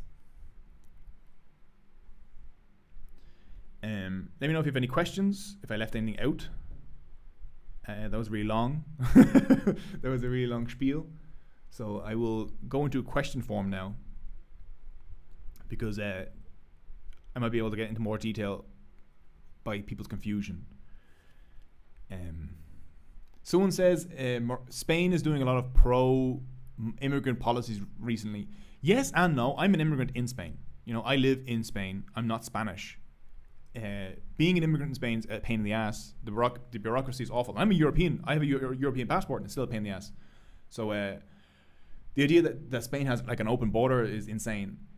One of the things people were mentioning was that Spain recently legalized about 1 million like people who were living in the country illegally that weren't above board, whatever the word is. So someone said 500. It was originally supposed to be 500,000, but so many people applied, it was 1 million. It was like 1.2 million people, I think, got. What is the term? 1 second.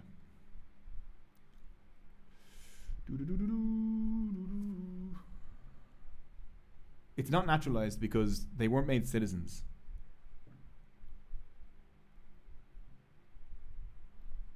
Documented. Thank you. So you had 1 million plus people undocumented living in Spain. And what Spain did was essentially smart. They realized that these people are already in the country, and you might as well give them documents to live in the country so they pay taxes, so they can work legally, so that you're aware of where they are, what they're doing, where they're living. So they legalized, they documented about 1 million people.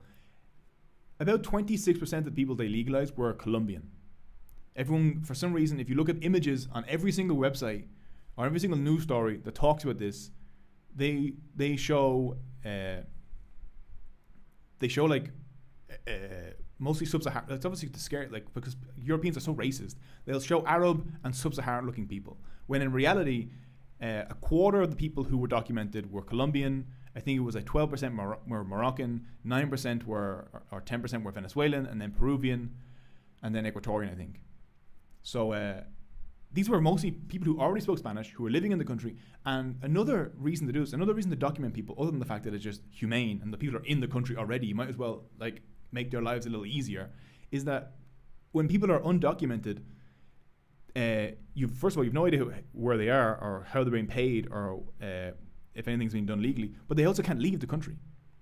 If you're a Colombian migrant living in Spain, if you're undocumented, you have to live in Spain for the rest of your life if you want to continue doing it. Because if you leave, getting back in is extremely difficult. You also can't go to the other European countries because you can't cross a border because you're an illegal, you're undocumented. Most of these people get in because they just fly in. Like most Colombians, they just flew to Spain, got off at the airport, and overstayed their visa.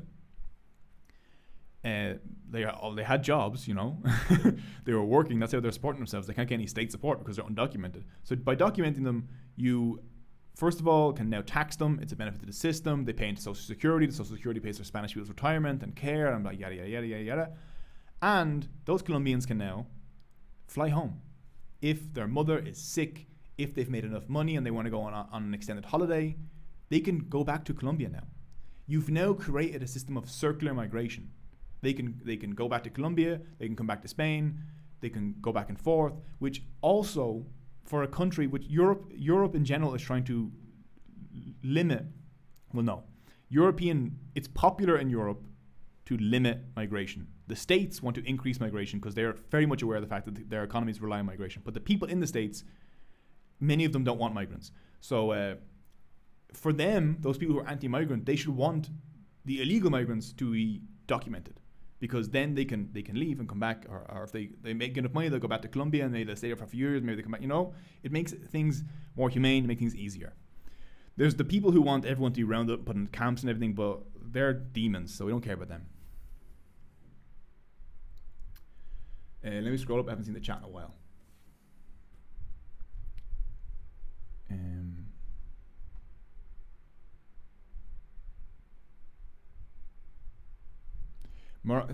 Luis Alemi says Moroccans are largely living in Europe, Spain, France, Belgium, Switzerland. The Moroccan diaspora is massive. I've lived in Spain. There's a lot of Moroccans in Spain, which makes sense because Morocco is literally, there. I used to live in the Netherlands, where there's also a lot of Moroccans, and a lot of them come from like people being guest workers in the 60s and 70s. Which makes sense. There's 34 million people in Morocco, and it's a very short distance to Europe. And there's a lot of connections. It's much easier for these people to work and fly back, and yeah. Chinese drones. Let me see.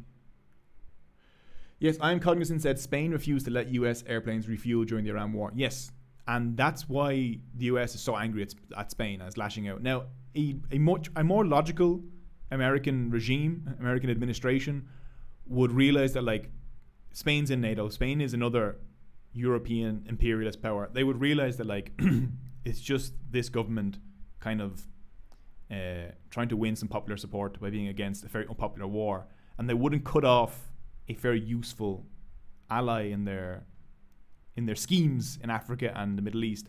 But Trump's admin doesn't seem to be that smart, or they just seem to be pivoting completely away from Europe. And they're like, look, Morocco is just as useful to us as Spain is, so why not use the Moroccan monarchy rather than the Spanish government as their linchpin. Spain, Ever says Spain would be hypocritical because they benefit from oppression of Western Sahara. Yeah, Spain benefits massive. I can't buy tomatoes. I live in Spain. I can't buy tomatoes at Mercadona, which is like the supermarket here, because they're all from Morocco. And Morocco grows a lot of their tomatoes in occupied Western Sahara. Specifically here, on this little peninsula. Actually, look, I have it in my...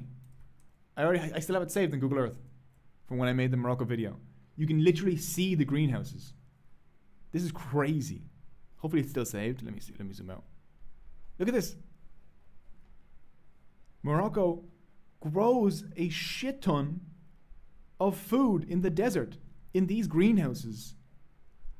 A lot of this is stuff like avocados, which, by the way, are grown for Israeli companies. All of the avocados, or most of the avocados in Morocco, are grown by Israeli companies, and they suck out a lot of water. But I think they're grown in Morocco rather than Western Sahara. They grow all this, and they suck all the water out of the aquifers here that were previously used by the Sahrawi people who were nomads, and so they've lost access to all this. And so a lot of the blueberries and tomatoes you now see in Europe that are marked as from Morocco are actually grown in occupied Western Sahara. And Morocco just grows, Morocco just exports them to Europe and labels them as from Morocco. You will never know if they're from occupied Western Sahara or not, because they just label it as Morocco. So supermarkets like Mercadona and Carrefour could easily be selling things grown in occupied land. Morocco, I think now, has recently displaced Spain as the second largest or largest exporter of tomatoes to Europe. So Spain does benefit from this because they get much cheaper agricultural produce from Morocco, grown with fewer restrictions, but they also got displaced as well as an exporter because of it.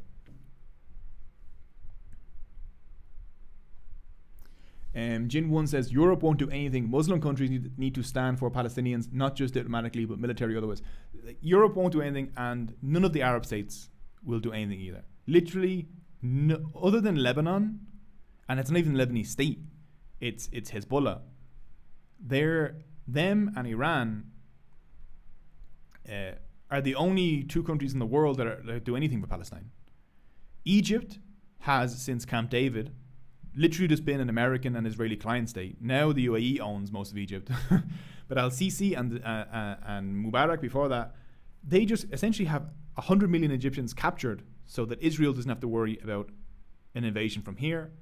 They collapsed Libya, barely a state. Algeria doesn't really, like, Algeria is kind of just there. Tunisia is like not just there, not doing anything. Morocco's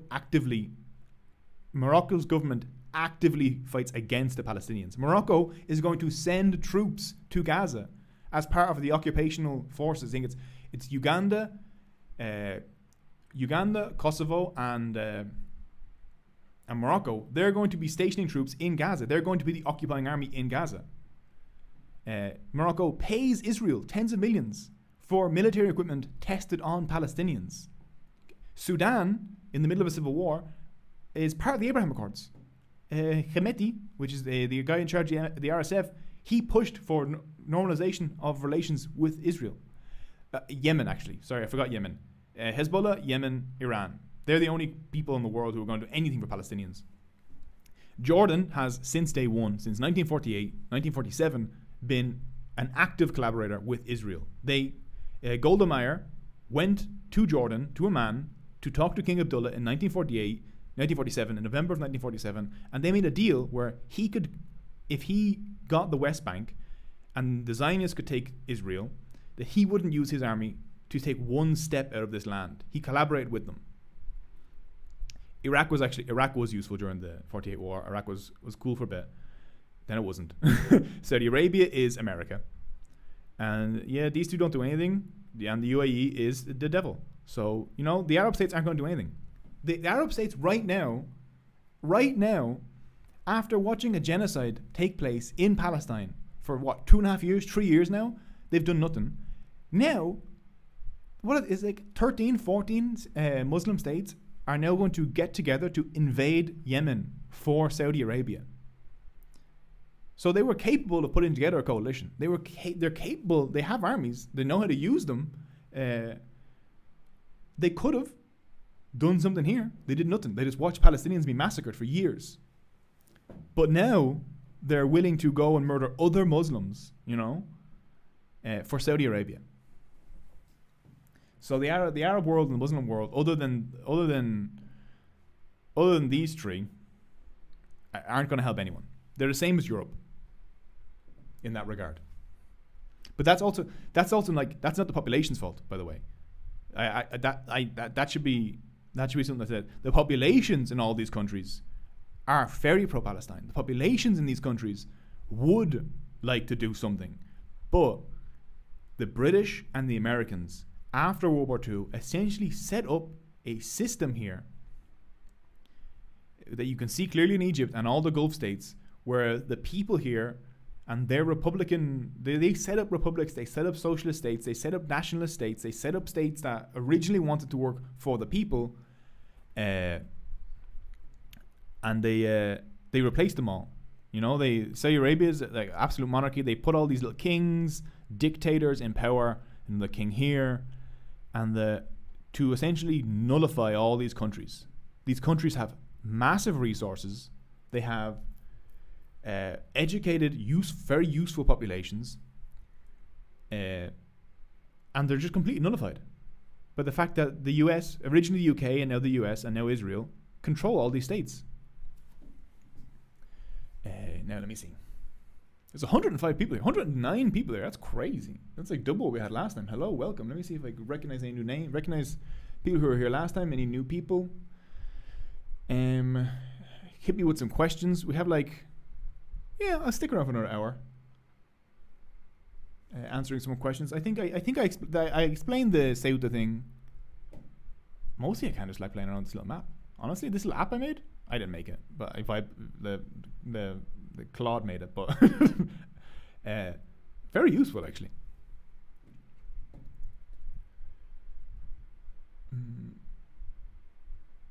So Wasted Banana says, from what I know, Spain's pro-immigrant policies is mostly for Latin American immigrants. Yes and no.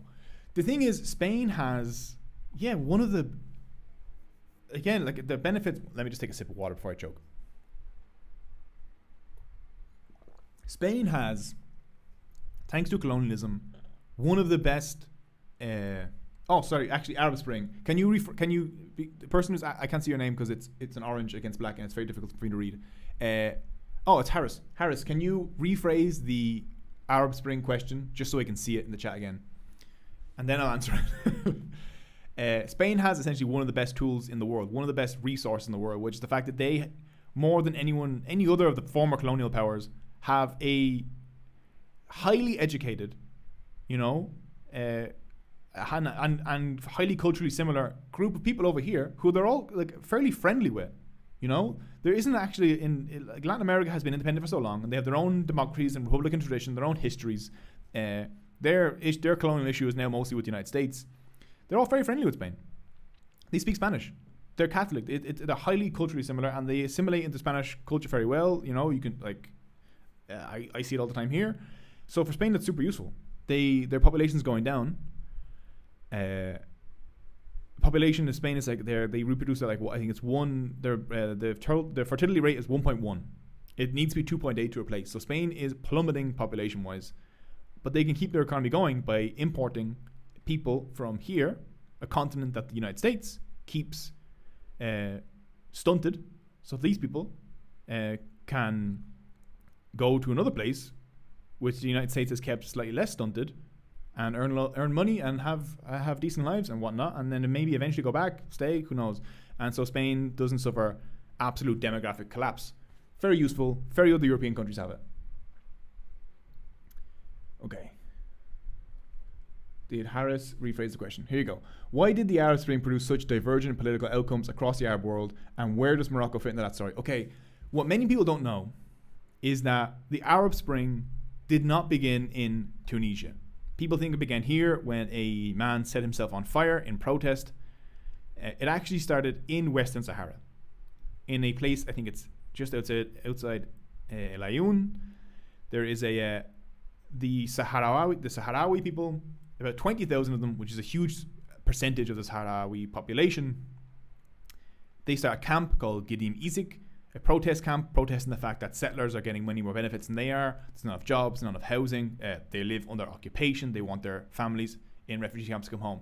They started that in, I think, 2010. Let me just double check. The Gdim Izik protest camp.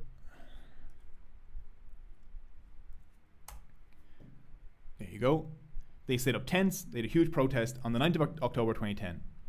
Eventually, the Moroccan security forces surround the camp. They shoot a 14-year-old boy. Chaos breaks out. They begin to burn the tents. They break in and they shut down the entire thing. It's a mess. Lots of people are arrested. Some of them got charged for life. And that actually precedes the protest in Tunisia. And very few people know of it. So that's essentially the first protest of the Arab Spring. Then you see it in Tunisia. Then you see, obviously, the famous one in Egypt. And the reason... Now, I'm not an expert on the Arab Spring, so bare bones. Maybe we could do an Arab Spring live stream. Now that we're armed with powerful mapping technology, that I can improve. We could do live streams where we get into like individual topics for just like an hour or two, fire off some questions. I can spend a few weeks or a week reading loads about it, doing some interviews. That'd be pretty cool actually, and we can dive into topics. But bare bones answer about the Arab Spring.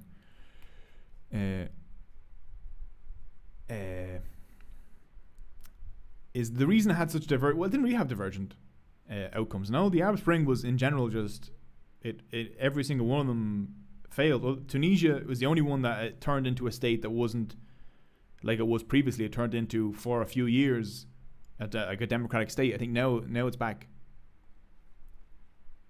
I think now that experiment has failed.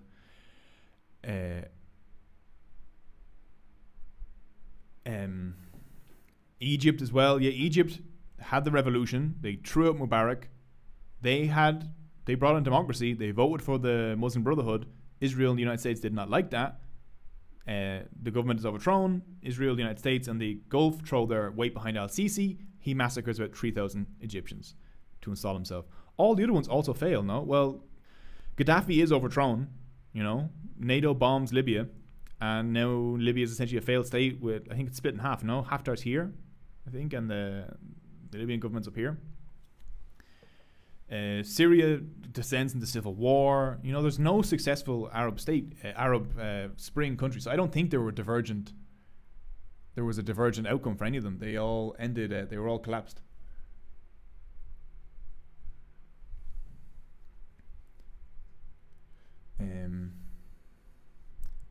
Beekeeper. Actually, your name is Beekeeper. That reminds me. Just a fun fact. The reason that this is called militia, or how they say it in Spain, Melilla, is they think based on honey. It's from the Latin word, because like this was a Roman province, for honey, because this was like there were a lot of bees here. So beekeeper, you were technically involved here. And they had bees on the coins and everything here. Because the Latin word for honey is miel, or mel, no? Miel is Spanish.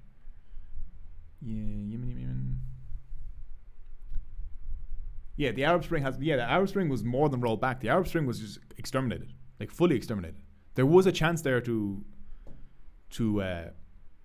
actually have some revolutions in the Arab world, get rid of the old kind of dictatorships and everything. But yeah, it was like the actual powers who control this region really put it down. The UAE was very important in that, so was Saudi Arabia. For example, Saudi Arabia invaded Bahrain, which is, I think, has a Shia population, but has a Sunni royal family that were installed by the British and now hosts an American military base that's getting bombed by Iran. They had a revolution where they were trying to overthrow that royal family, and the Saudis and the Americans intervened and crushed it.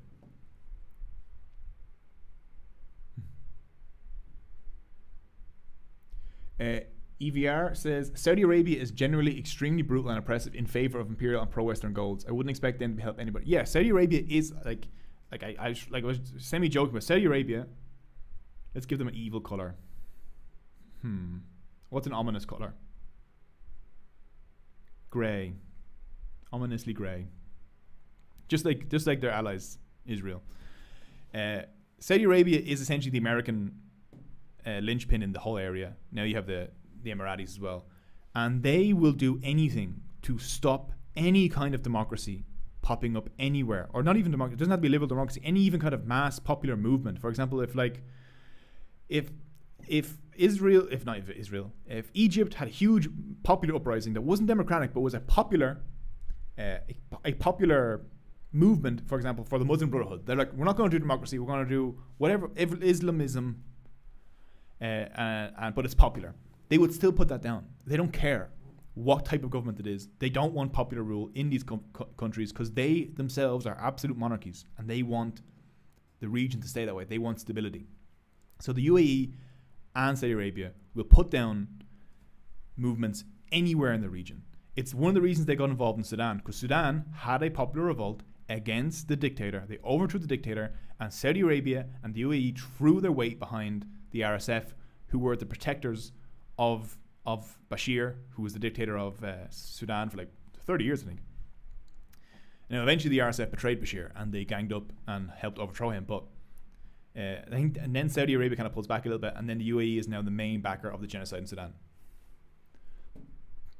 But yeah, the UAE the UAE and Saudi Arabia are the main obstacle as American proxies. It's the United States who backs them up. They're the main obstacle to any kind of democratic movement happening. And so when you see people be like, oh, Islam or Muslims or whatever can't do democracy, remember that this part of the world in the 50s, 60s, and 70s saw a lot of democratic projects. Yemen had a popular democratic movement. So did Egypt. So did Palestine. So did Iraq. So did Libya. All these places tried to control their own lives and develop themselves according to the popular will in the country. And it was places like Saudi Arabia and the UAE and Israel and the United States that helped destroy those movements and install authoritarian regimes.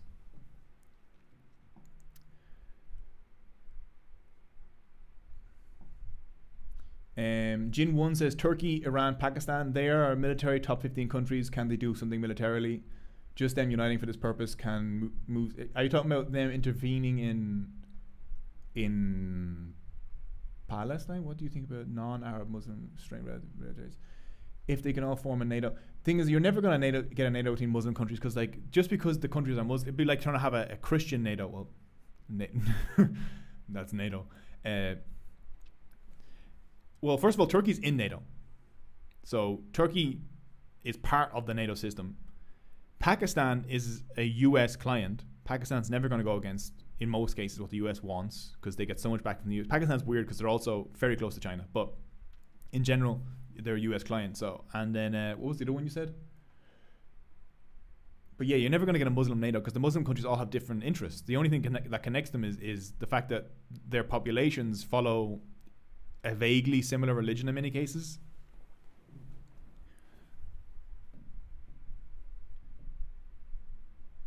Beekeeper says, I feel terrible for the Palestinians. They probably won't survive. No, the Palestinians will survive this. There's an ongoing genocide against Palestinians, but there's been an ongoing genocide against Palestinians for 70 years now. This is just a heightened, much more violent, much more visceral form of it. But they'll survive it. The Palestinians have essentially shown a more steadfastness than most of the groups in the world. Why is Uganda helping Israel? Well, Uganda was also involved, if I remember correctly, was Uganda not also involved in the Ethiopian invasion of here's Somalia. Somalia, you can be blue. Ethiopia, you can be orange. Where's Uganda? Uganda is Kampala. There we go. There's Uganda. Uganda can be purple. Was Uganda not involved in the occupation of Somalia in the mid 2000s? Is that not why Al Shabaab blew up a World Cup viewing party? No, in Uganda in 2010, I think, and it killed like 200 people. They blew up like a shopping center or something. So I think Ugandan troops were also involved here because the Americans and the Ethiopians invaded Somalia. I think in 2004, 2006, I don't remember. I think Uganda was involved with that. The African Union put them there as peacekeepers or something. So Uganda has that history of being used by the powers as peacekeepers. Same reason that Kenya was used in Haiti. Kenya was used as the enforcers in Haiti. Let me see. It's because American Christian evangelical groups lobby in Uganda. I would love to make a video. Who said that? Let me just double check.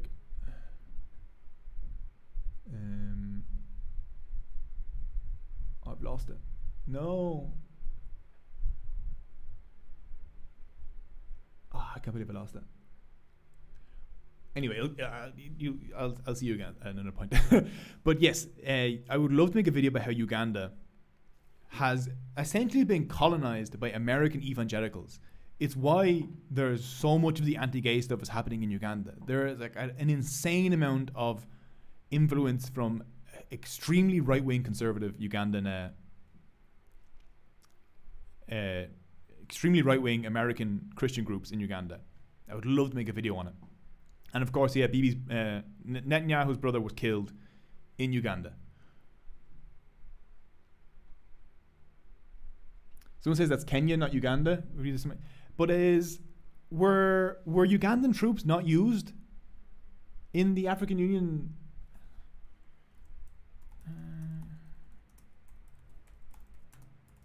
I'm almost certain the African Union mission to Somalia that Ugandans were used.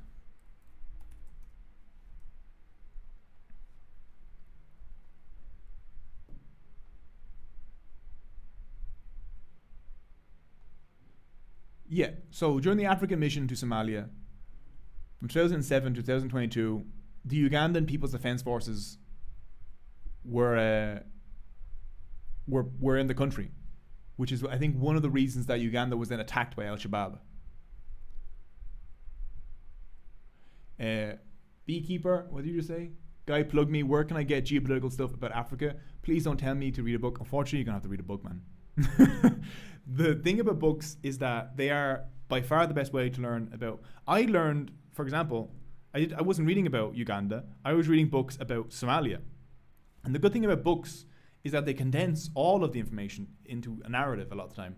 Or if you're trying to learn about the world just through articles, you're only getting little bits and pieces. The best part about a book is that someone else has already got all those bits and pieces and put it together for you. And so you can learn a bunch all at once pretty coherently, and then you remember most of that. So unfortunately, you are going to have to read a book. Or you can just watch the Sunday live stream every single Sunday for the rest of your life, and you'll learn through me. Luis Idimas says, "Oh, I didn't know that." Yeah, that's like, you can't know everything, you know. I barely know. I'm only mentioning because I understand. I made a video. I wrote a script about Somalia, about the history of Somalia and why Somalia is like that. Why it's a failed state, why it's also not a failed state. Somalia, surprisingly, in many ways, is one of the most successful states in Africa. In other ways, it's obviously a failed state. It had a very interesting history, but I didn't record the video and edit it in the end. I had the script. I could update it and do it.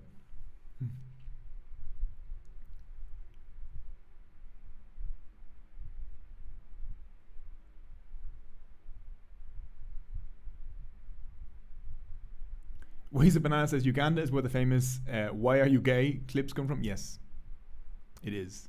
That guy's very famous. Jose Enzima? Is it Jose Enzima? Is he the guy who was being interviewed? I forget. That guy is like popular in Uganda. The "Why Are You Gay" guy, because he's extremely homophobic, but he keeps getting in trouble because he keeps he keeps downloading gay porn and trying to show it to people in Uganda, which is illegal. The guy's, he's really invested in that. Let me see. Luis Aldami says Somalia is like the libertarian utopia. Kind of, yes. Somalia is essentially what libertarians would want in a state. There's very little state control. Almost everyone in the country who runs a business is running it without controls. They've started themselves, and in 99% of the cases, it's a total failure. But in some cases, there actually are. I think Somalia has the best internet connectivity in Africa. Let me just double check my script actually, because Somalia has, I think, the best kind of payments. Has the best payment system, digital payment system in Africa. They have a lot of really good online banking, which during the global war on terror, the United States shut down a kind of remittances website in Somalia, which was one of the main banks. They shut it down on purpose, claiming it was a terror outlet. It wasn't. They admitted it years later it wasn't, and that devastated a lot of people in Somalia. I think Somalia also, even despite the fact there's no state, is the main exporter of camels and horses and livestock to the Gulf. It has a very, very successful livestock industry. So the whole idea of is a failed state, not failed state, is that in many cases people get on with it no matter what anyway. Let me see. Let me just double check this.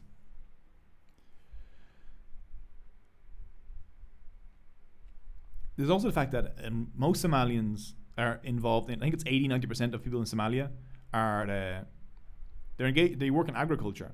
So even though Mogadishu, a lot of the time, where's Mogadishu? Is it on the map? Am I missing it?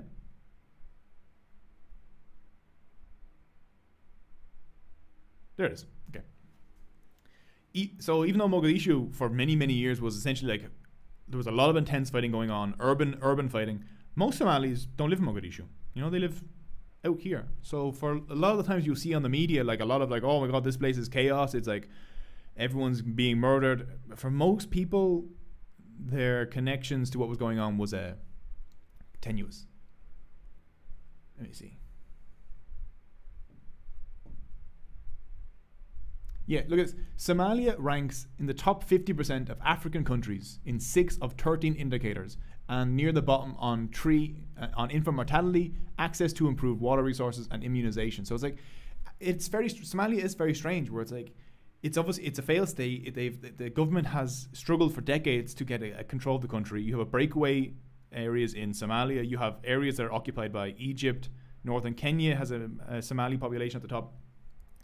But yeah, in other regards, it's doing very well. It's very strange.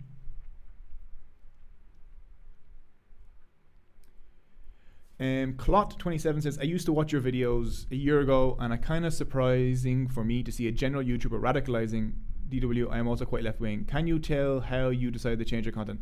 Well, I wouldn't consider me to be radicalized or radicalizing. My politics hasn't really changed since I was over the last 10, 15 years. I've always been very left-wing. But I decided to change my content because originally I became a YouTuber because I thought it would be a cool job. I wasn't in it for to talk about politics. I was this seems like an interesting job that I can do. I move around a lot, so I was I can do it on the run. On the run. I could do it in different countries. And I don't have to quit my job. Before I was a YouTuber, I would have to quit my job whenever I moved, and then I'd find a new job in the new country. So being a YouTuber was handy. Only later on, and especially as the world began to shift in a very dark way, and then especially after the kind of genocide, the worst version of the genocide in Palestine began, I was look, man, I want to talk about actual things that are real and important. And you can already see in the videos that I was trying to put Kashmir issue your view. What's Kashmir issue your views mean? If you structure that question better, I'll answer it. Uh, uh, yeah, I was just like, look, I don't care about this being an interesting job anymore. Like, there's like all sorts of chaos going on the fucking planet, and I think that people need to know more. So things like, you know, religions, which was already very successful on the channel. I was like, this like isn't that important. People don't understand religions. They don't need like this isn't. This doesn't matter as much to me. But actual things happening in the world and how your country could be involved, or how you could be involved, and how it could change became much more relevant. And so that's why I changed. I didn't get more radicalized. I've always had I've always had these kind of opinions. Okay. Be guest. I was waiting for you to ask this question again. Have you covered what the American Enterprise Institute said about this and how supportive the Republican Party is in Morocco for broader geopolitics? Thank you for reminding me, because I did leave this out. I have a link here. I think it's Diaz Ballard. What a plonker. So we're going back to the Ceuta thing for just 1 second, and then I'll get back to questions.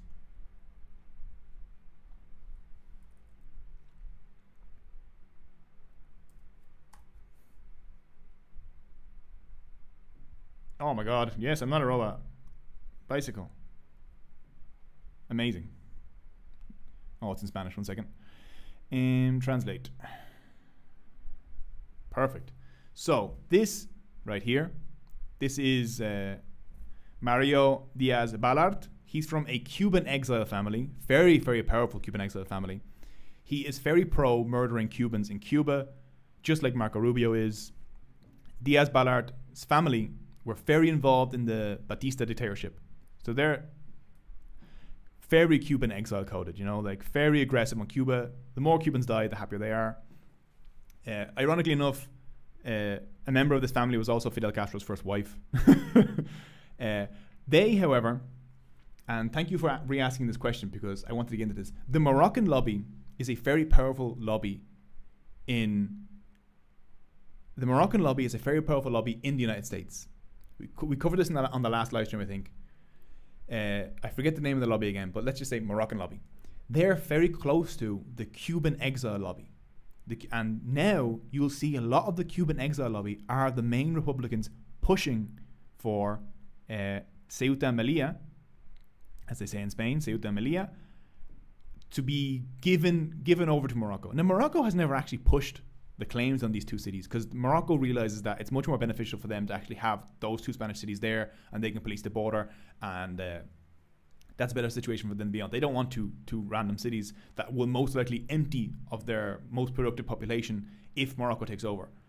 So the Cuban exile lobby, though, however, is still pushing really hard for this because they want to do whatever they can to make Morocco more powerful or to push Moroccan demands. And they seem to really think that Morocco wants these two cities. The reason, by the way, that these two groups get along is because when Morocco invaded Algeria in 1963, this is called the Sand War. Oh my God, let's get the map out. Morocco, Algeria. Algeria can be, what's contrast red? Algeria can be, everyone else around here is green. Algeria, you can be blue. No, France is blue. Ew. Algeria can be purple. So Morocco in 1963 invades. So Alexander said, when was Ceuta and Melilla last part of Morocco? Well, Ceuta was invaded by Portugal in 1915. And Melilla in I think Spain takes it, in 15 something. So yeah, just before the era of colonialism begins and discovery of the New World. Now, by using a word like Morocco, it's kind of like, okay, when does the Moroccan state begin? You know, Castile has really just formed now, just before they conquer these parts of North Africa. Morocco is a bunch of different places. You know, you have. When does Morocco begin? Does Morocco begin when the Arabs arrived? Is Morocco a nation from the beginning with the Amazigh? Are the different Amazigh groups all one nation? So it's like Morocco as a state we know it now didn't really exist in 1415. So yeah, Morocco has never really actually held both of the cities. They can claim it based on the concept of territorial integrity, but that's always a strange claim with territorial integrity. Like, for example, you have over here, you have Oman. This is Oman, and then up here it's also Oman. No, let's color it in.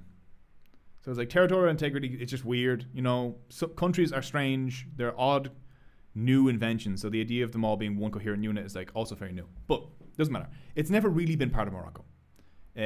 Both, especially, I think, Militia down here. When Spain takes it, it's empty. Essentially, there had been a lot of fighting between the two different groups here. I think you had the kingdom of Fez was here, I think, and then you have a kingdom of Tilakamen, I think, and their border was roughly around here, and so there was a lot of fighting for the city or around the city, and so the city's population was mostly gone by the time Spain gets there. Now, I still think at some point Spain should give these cities back, in the same way I think the Falklands should be part of Argentina.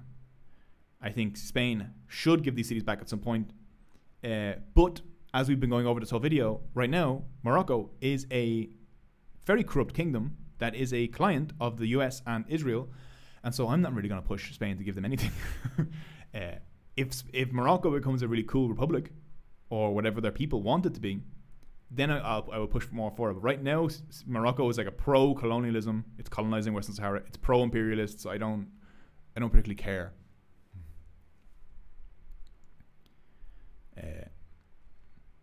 For now, what was I answering?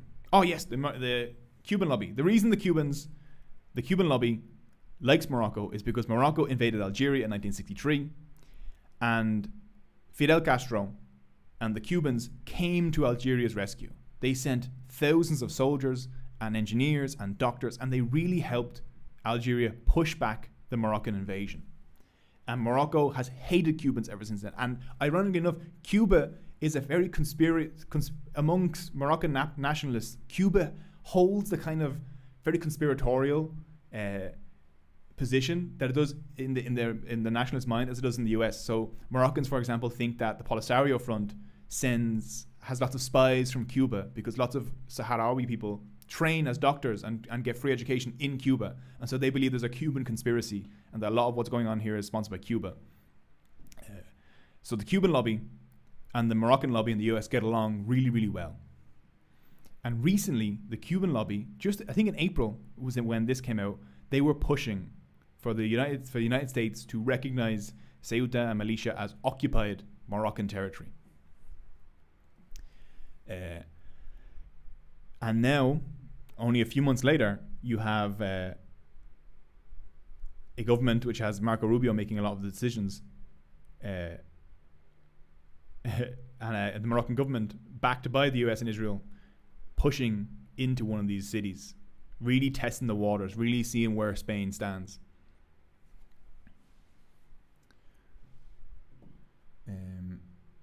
So Luis Aldimar says, it did exist, it was a different dynasty. Morocco doesn't officially exist nowadays, it's called Al-Maghreb, the West in Arabic. Yeah, it's one of those things. It's like, okay, yeah, when does, like, for example, now, I think is he the Alawite, I think the king, I'm confusing it maybe with Syria with Alawite, but I think it sounds very similar. The Alawite dynasty is in charge of Morocco. They've been in charge for a few centuries now.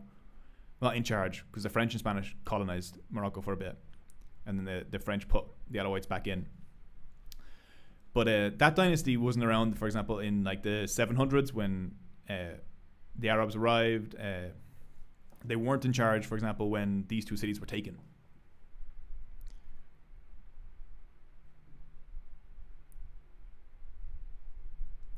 This isn't let me just get your comment. I'm looking at two different chats. Sorry, 1 second. So Ika, well, I haven't seen a comment from you yet. Maybe I keep missing them. Ika, it's a good question. So you're saying Europeans are surprised that immigrants are coming, even when they are the reason immigrants are fleeing because Europeans destabilize Africa. Yeah, I wanted to get into this earlier. I forgot when I was talking about how, in many cases, the migrants that go to Europe tend to actually to come from the countries on the higher end of the low income. So you have Algeria, Morocco, for example, Venezuela, Colombia. You know, you don't get as many of the poorest people traveling. You know, you won't get a lot of Malawians going to Europe. It's not just the distance. It's also the fact that the poorest people in the world don't have the means to travel. Only the people slightly further up the ladder have the means to travel. Exceptions to this tend to be refugees from war. And one of the major groups now going to Europe are people from Sudan can be yellow. Are people from Sudan. And Europe and the United States and the West in general specifically are responsible for what's happening in Sudan. Because not only was Sudan a British colony that the British then abandoned, leaving a state that was only based on military power from Khartoum, now the major sponsor of the genocide in Sudan is the United Arab Emirates. So the United Arab Emirates are the major sponsors. Saudi Arabia before that, but Saudi Arabia's pulled back slightly. They're the one funding the RSF and the genocide in Sudan. The United States essentially owns the UAE. They can tell the UAE what to do. They have giant bases in the UAE. They can turn off support for the UAE like a tap, and the UAE will do what they're told. The United States could tomorrow tell the UAE to stop. Britain could tomorrow tell the UAE to stop. Britain, the UK, runs cover for the UAE's genocide in Sudan. If the UN tries to denounce the UAE, if any organization tries to push the UAE to stop the genocide, Britain will run cover for them. So the West is partially, and it's a large part, responsible for what's happening in Sudan. And because of what's happening in Sudan, you have a lot of people fleeing. Many go to Chad. The country that's taking in most Sudanese refugees is the very, very poor country of Chad. So when people in Europe yap about how, like, oh my God, all the migrants come to us, and like we're so unfortunate here in the richest part of the world with giant walls everywhere, and we have to take care of 1% of the migrants leaving Sudan. It's Chad that's taking like 90% of them and hosting them, and you don't hear fucking Chad complaining. So Europe, for example, you have millions of people now fleeing Sudan, and Europe is responsible. Europe and the West, Euro Americans, whatever how we want to say it, the West is very much responsible for what's going on here. A lot of the weapons being sent here are also coming from them. Europe also collapsed Libya. NATO decided to collapse the Libyan government because they wanted to get rid of Gaddafi, who didn't do what he was told, even though in many cases he did do what he was told. But they wanted something more pliable, or best case scenario for them, a completely collapsed state in which you could do whatever the hell you want to. And now Libya, completely collapsed state, loads of arms and soldiers are going in from Libya into Sudan, making whatever's happening here so much worse. Gaddafi used to control a lot of the flow going up here. Now the Libyan warlords and detention centers catch a lot of people and torture them, but you have a much bigger flow. And worst of all, once Libya collapsed, there was a huge surge of weapons from Libya because the state collapsed. The armories were open. You could take whatever you wanted, and loads of that flooded into the Sahel. And that caused so much of the chaos and violence you're now seeing across this whole region was from weapons and training and like jihadist fighters coming from here, which caused even more people to try and flee. Where do you flee? If you're here, you're like, where do you flee? You can flee down here. It's all jungle, and it's like there's a few cities you can work in, but it's not great. Or you're going to flee towards the safest, most luxurious place in the world. You're clearly going to go up this way. So they were responsible for that, and they don't take any responsibility. After Libya collapsed, Europe started to just pay people to murder migrants here. They paid the RSF to attack anyone who's coming up this way, and they pay Morocco to attack anyone coming up this way. Yeah. Someone says, so the only reason to give Ceuta and Melilla back to Morocco is to make it look more tight on the map? No. In the same reason, I know I keep yapping about the Falklands. The reason to give the Falklands back to Argentina isn't because, it would just look so much nicer on the map. It's because the Falklands takes massive amounts of resources from the people living here, and it's a tiny settler colony, and it's run for the benefit of people 13,000 kilometers away in the UK and Israel, because Israel gets all the gas from the Falklands. So the UK gets the benefit from all the resources here. Barely anyone lives here. The millions of people living here get stuff stolen from them, and when the UK deploys, for example, nuclear weapons here, which they have in the past, if anything happens, the people here live the consequences. The people here live with the fisheries being exploited by people the UK sells the contracts to. The people here will suffer from any oil or gas pollution that happens because of here. So that's the reason I think it should go back to Argentina is, one, Argentina's original claim, which had Falklands in it 2 centuries ago, and also because there shouldn't be any European powers in this region in general, and it's theft from the majority population. Ceuta and Melilla are probably, 200 times smaller than Argentina, than the Falklands. They're tiny, tiny, tiny little places. They don't have a lot of resources. They're mostly strategic military outposts. But Spain, right now, and this is what I'm getting to, right now is not a major kind of military imperialist power. It's kind of just like a third-rate NATO power. And so these they don't really do a lot, but they could. And that's why I think at some point they have to go back to the people actually living in the area, be integrated to the people living in the area, so everyone in the area can benefit from people living there, from people who have a stake, from the people who it actually affects. Because at any point, Spain could turn into another fascist dictatorship, and then all of a sudden you have these 2 little beachheads that they can use to re-imperialize the region. And so any country, any people, it's not just nationalism. It's not just like irredentism. It's not just like, we deserve it because it's our land. It's like any people living there would logically be like, we shouldn't have a foothold of a potential aggressor in the region.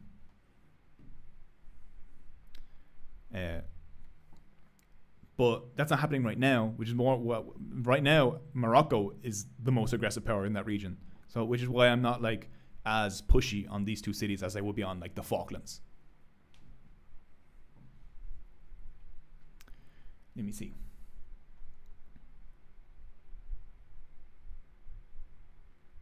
And Beekeeper says, tell me the truth. Why is the West constantly evil? Don't say money. I'm trying my best to find a different reason. Capitalism has been so damaging to the earth. You don't really have evil in like it's all politics, it's all money, it's all interests. It's not like, we're just doing things because we're evil. Even Israel, who's super evil, and the United States, who are Israel plus, they don't act evil on purpose. It's just that it's in their interest to do things that hurt people. Look at all this. Look at all the random things we've talked about today. Israel doesn't, well, actually, in many cases, Israel does kill Palestinians because they like it. But they're doing it because they don't want people here. They don't want non-Jews in this area, so they want to kill them all, or at least kick them all out so they can take this land. They're not doing it because they're evil. They're doing it because like their ideology and their interests make that the only thing that makes sense. The UAE and the United States don't keep a dictatorship in Egypt because they love dictators and because they just hate Egyptians. They're doing it because having a dictator in Egypt that does what they say is obviously much more beneficial than any other situation in Egypt.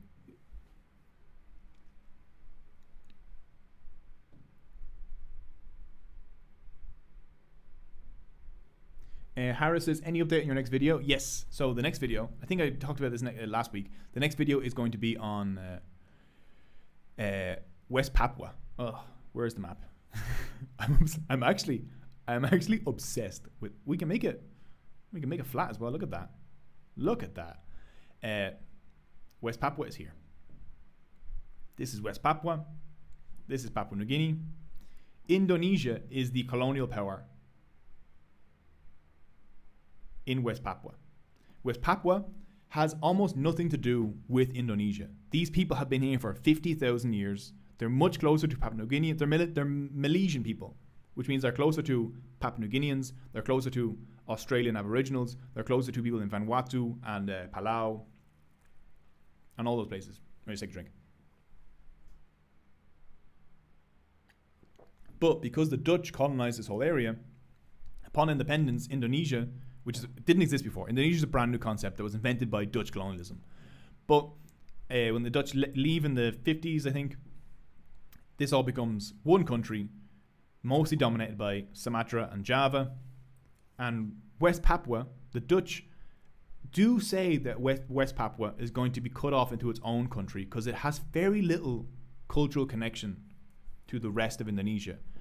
But the Indonesians really push for it. They want it. Mostly because West Papua has a metric shit ton of gold. The largest gold mine on Earth is here. Google Maps might be better, actually. let's see. Is it the Freeport mine? What am I thinking of? I'm maybe getting the name wrong.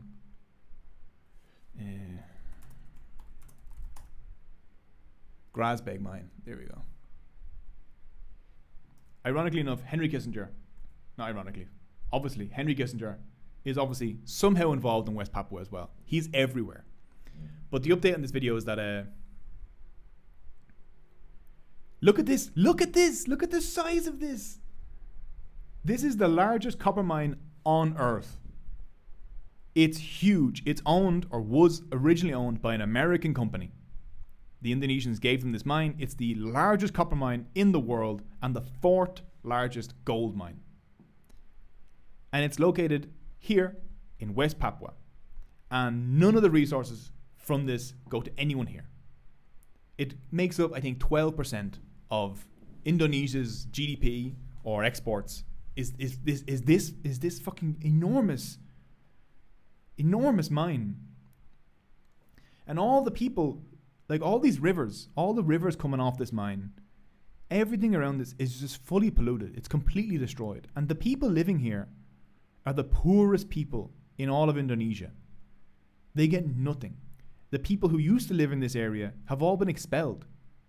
They've been cleared off so that an American company that had Henry Kissinger on its board of directors can harvest all these resources. And this area is one of the most diverse human areas in the world. It's the 3rd largest rainforest on the earth. Hundreds of languages. And they just won't be left alone. So I'm going to be covering that. We'll be covering the Free West Papua Army and the resistance and what's happening here and how Indonesia colonized a lot of this place, how the Americans helped. How Australia helped. There's a lot of Australian interest going on here because Papua New Guinea was an Australian colony. So we'll be covering all that. I'm not going to spoil any more, but I thought it was really interesting. Let me go back to my other map now. Right.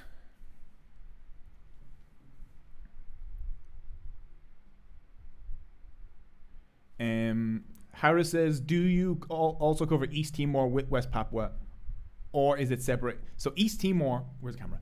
East Timor will be a separate video. And again, I always, I constantly try think everything is connected to everything. East Timor, which is here now. There we go. This is East Timor. Tiny little area. Used to be colonized by Indonesia. There was a huge massacre. I think Indonesia killed 40% of the Timorese population. Now it's an independent country. They had a vote in 1990. After that vote, Indonesians killed even more people because they didn't like the outcome. Ironically enough, Western Sahara, which connects to everything that's ever happened in the world ever, the Moroccans invade Western Sahara 1 month before the Indonesians invade Timor-Leste. And the Timor-Leste votes to become independent while the Western Sahara referendum is being organized. And many people think the reason the United States and the UN kind of dropped support for the referendum in Western Sahara is that they thought a Timor-Leste situation would happen, whereas Timor-Leste voted for independence in 1990. The Moroccans were very upset and they sponsored death squads to go around and murder a lot of the Timorese people. It's really, really interesting to look at. And because of that connection, a lot of people in Timor-Leste are very, very supportive of Western Sahara. They see a connection between both of their situations. So when you're reading about Western Sahara, Timor-Leste comes up a lot.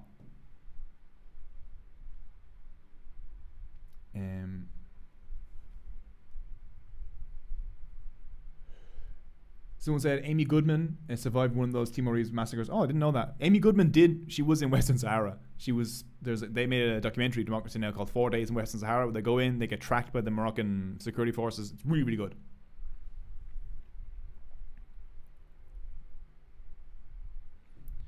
Okay, let me see. I've already been going for 2.5 hours, which tends to be my goal for these streams. I'll go for another half an hour, just because I can. So I'll answer some more questions. Throw whatever you want.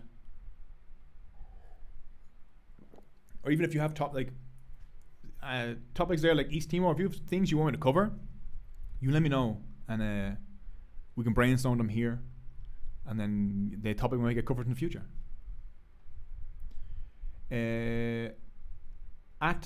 I'm assuming a Chinese character, so I can't read it. Do you think the Korean conflict will be solved anytime soon? We have to go to Korea now. No. I don't think so, because South Korea is an American military base, much like Japan, that is vital to their goals on China. So there's absolutely no way that South Korea is going to be kind of doing anything independently in the next generation, if South Korea even survives, because South Korea is like plummeting population-wise. They have essentially no future unless they turn things around. North Korea is on the up and up. North Korea is doing great. They're doing great because of Russia's war. Russia's invasion of Ukraine has created this is actually a good comparison. North Korea is doing really well because Russia is invading Ukraine, and so North Korea gets to sell a lot of weapons to Russia. They also get to sell military services, more of their resources. So North Korea is developing really, really well. So I don't see any reason for North Korea to ever approach the South to unite ever, especially because North Korea hates the United States so much, because the United States essentially carried out genocide in North Korea. So they have a very good reason to. So I don't see them combining anytime soon. Wasted Banana says, do you have any place where you archive previous live streams? Yes, if you go to the channel, there's a playlist just called live streams, and they're all there, and you can watch them all. There's 100 people watching right now. That's crazy. The first live stream had 50, and this one's 60, and now we're at 100. That's crazy. Harris said, let's scroll the screen. Bro, Ireland video, is it coming on British Ireland future? I think it said that you were scrolling off screen really fast. I do want to make a video on Ireland. I kind of wanted to make a series on Ireland. I know I always say I want to make series, but I wanted to make a group of videos that covered the United Irishman Rebellion, which was like essentially one of the beginnings of like Irish republicanism and nationalism, which is led by Protestant Thomas Wolfetone against the British, gets put down, and then I would connect that to the 1916 Rising against Britain, the Irish Civil War, and then finally the Troubles. And it wouldn't just be, because you see a lot of the times you see videos on 1916 or you see videos on the Troubles that kind of just are like a synopsis. So you'll see 1916 and be like, oh, the Irish, they were having a bad time, so they had a revolution against England, and then they had a country. I would like to do a video that really gets into like the internal politics of 1916 to the War of Independence, to the Irish Civil War, about all the different people, because you had Marxists, you had like these kind of like Gaelic nationalists, and then you had, for example, there were people in Ireland, like Redmond, who's like is it Eamon Redmond? Oh, I forget his name.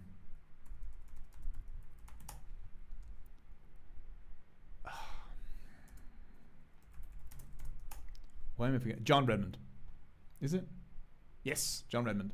So you had people like John Redmond who wanted Ireland to essentially become an imperial partner to the British Empire. He wanted it to become like a junior partner in it. So I would like to get into all that kind of stuff, because it shows you how national liberation movements, they're diverse. There's lots of going on. So I will get into that at some point. I have a lot of reading to do. The good thing about doing a video on Ireland, which is I also like doing videos on any country that speaks Spanish, is that I pronounce all the words correctly. West Papua is going to be a nightmare because I don't speak any of the languages here. I'm going to get all the words wrong. It's the same when I did the video on Western Sahara. I couldn't even, I said the words Sahrawi wrong. I said Sarari or something, and I couldn't pronounce anything. It's always a nightmare. But a video on Ireland, a video on a video on any Spanish-speaking country, killing it. Okay. I am cognizant says Kim regime doesn't want unification. None of the regimes want. Well, the people in Korea obviously want unification, but neither of the regimes on either side want reunification. It doesn't suit them. They have completely different goals. They have completely different interests. Let me see. Something about the Korea war. What if the Ukraine war ends? North Korea's economic boom will end. I don't think so. I think North Korea has hit terminal velocity. Oh, this is what I wanted to say. I got distracted. I think North Korea is in a really good position, and it reminds me a lot of Thailand and Singapore, for example. Thailand and Singapore made a lot of money and developed very quickly because of the war in Vietnam. Singapore became essentially a giant stopping off point and a weapons dealer and then they also provided soldiers, I think, to the American invasion of Vietnam, and that actually helped Singapore develop a lot. And I think North Korea, because like development's interesting, whereas like once you do, there is a point where you kind of hit that part of the graph, and North Korea for decades was reeling from the fact that the Americans flattened every single building in the country, and then it was under sanctions. Now you're seeing North Korea, what North Korea would have been like without sanctions. It's trading, it's making money, it's developing, it's progressing, it's building stuff. You don't have to like North Korea. You don't have to like any country in the world. You should be able to talk about it either way. But I think now, once that's happening, and because they have China right next to them, now that they're developing and they're going to have better industries and stuff, I think it's going to continue to develop into a fairly prosperous country, especially because they have this massive market, and if they can figure out their stuff with Japan and South Korea, then they'll be flying. So half of North Korea doesn't have electricity. What are you talking about? I can't see your name there, but it doesn't matter. North Korea is developing super quickly at the minute. I'm not sure if you've been paying attention, but North Korea is like doing really, really well. This isn't like oh my god, based Democratic Republic of Korea thing. It's just like, this is just objective facts. North Korea is doing really, really well at the minute. It's like developing at a pace we haven't seen develop at since like I think the 50s. So, Ika says, could you answer my question? Let a hole. Yes, let me just scroll up and see what your question was.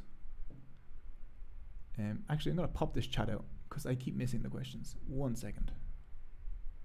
And now I can make it bigger because I'm missing loads of questions. Okay.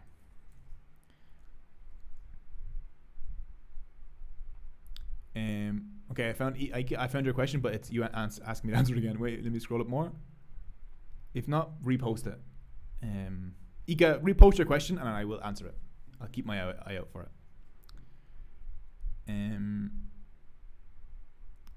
Chinese character that I can't read says North Korea's birth rate is also really low despite not being developed. Yeah, North Korea's birth rate is low, is plummeting like the whole planet, but it's not as bad as South Korea's. And yeah, it's a problem everyone's going to face. That is a genuine flaw. That will really hurt them. Because trying to develop with a population that's going down is a nightmare. I am cognizant says North Korea would have to open up to international finance market to see lasting gains like China. I think it would. It's not a matter of North Korea opening up. North Korea, like, I'm pretty sure if the world was willing to trade with it, would just trade with them, like most countries. North Korea is sanctioned by the United States. It can't trade normally with most places. So,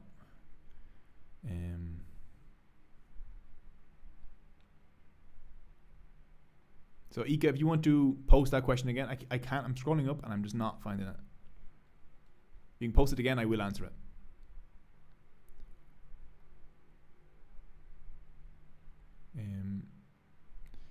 Kushim said, did you do any research on India's Gen Z protest? The mainstream media downplayed it, but it still backfired, forcing... Yeah, the cockroach movement in India, I was reading about it for a bit, and then it seemed to have ended. No, they seem to have ended the protest after the guy stepped down. I think they should have pushed more, but then again, I'm not the one being shot with tear gas, so it's easy for me to say that.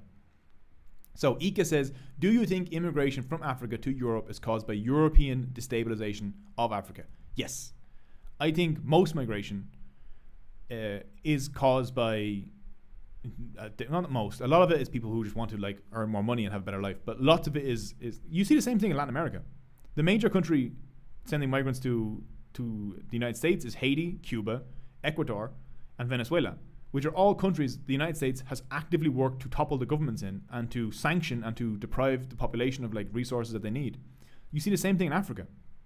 You know, a lot of migrants started going to Europe in the 90s.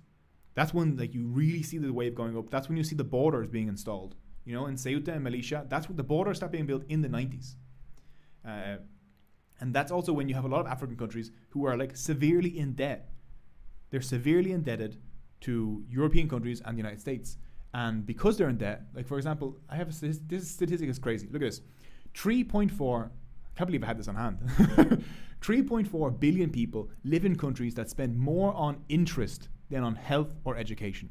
There's so many countries in Africa that have young populations, very, very young populations, that could be extremely productive, that could be put to work, that could be used for development, that could build infrastructure, that aren't doing those things because they don't have hospitals or schools or infrastructure or money for roads, because many of them are paying billions and billions per year to other countries in interest for loans that were taken out by dictatorships that were installed by other countries under pressure from European countries. You have the extraction of wealth from Africa to Europe is massive. And because of that extraction, there's less stuff going on here that could be going on. And because of that, the people here are like, why don't I just move up here where I can work and do money? Why would I stay here? Why, like, if I'm born in South Sudan, why would I stay in South Sudan if I'm aware of the fact that I could have a much better life somewhere else? Especially because so many of the countries here are European creations. Like there's not a very strong, Chadian or a lot of these countries have identities that are only 100 years old.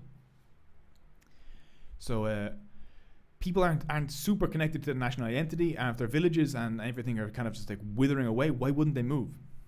And there's no work, why wouldn't they move? I hope that answered the question. I do think a lot of it, and it's not just geopolitical destabilization, it's not just invasions, it's not just bombing, it's the fact that so much of Europe's money is extracted from Africa through unequal trade, true interest, true odious debt, which also destabilizes these places. Right. Let me see.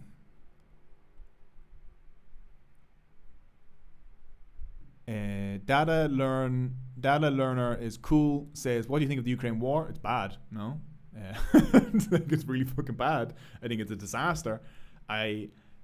It's a horror. No, you have an unending war of a smaller country with a smaller population against a much larger country with essentially infinite resources, and it's being dragged out by the fact that it's a stalemate. You have all these weapons going into Ukraine, which means Russia can't complete the project, Ukraine can't push them out, so you just have this horrific stalemate where every single Ukrainian man, and eventually maybe the women, are just going to be thrown into a fucking grinder. It's a disaster. It's an actual disaster. Luca, I'm just going to call you Luca, says, many people are saying Israel is responsible for the African migration to Spain. Israel was responsible. For me, it's not even questionable. Israel was definitely involved with the push into Ceuta. Israel has been involved in supporting Morocco in its irredentist claims. It supports its conquest and occupation of Western Sahara. The US and Israel have very advanced intelligence services.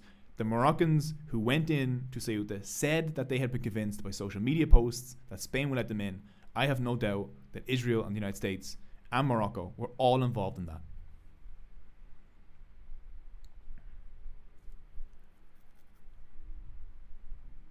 Arnie the Watcher says, yeah, it's a common pattern. The destabilizer gets immigrants from those they destabilize. Not only does the destabilizer get immigrants from those they destabilize, those immigrants benefit the destabilizer. The United States and Spain and Morocco can all complain, not Morocco, and Europe and the US can complain about Venezuelans coming into the country, but they benefit that country. You ignore all the complaints people have about crime and cartels and blah, blah, blah, blah, blah, blah, because most of it's peripheral. Venezuelans who go to the US, work in the US, they develop the US, they create value in the US benefits from them. So not only does the US get to destabilize a country that they don't agree with, that they don't like, that's resisting them, they then get to take all the labor from the people in that country and develop themselves with it. And then once this country collapses from all the meddling, they get to come in and call it the 51st state. And they get all their oil, and they get to install a little puppet government that Marco Rubio gets to run, and now they have a little fortress here that they run. After years of just having Venezuelan labor develop your country for you at the cost of Venezuela. Venezuela paid for the births of those people. Venezuela paid to educate those people. Venezuela paid for the healthcare of those people for their first years of life, for the housing, for the roads, for the electricity, for everything. Venezuela, essentially, if you think of humans, which you shouldn't really, but as a little economic unit, Venezuela made a huge investment in all those little humans, and then because of the US sanctions and the collapse of Venezuela, all those people that Venezuela invested in, and I'm saying Venezuela, but you can say the same for Haiti, you can say the same for Guatemala, you can say the same for Mexico, they all go to the US and benefit the US. The US gets little free economic units from other countries.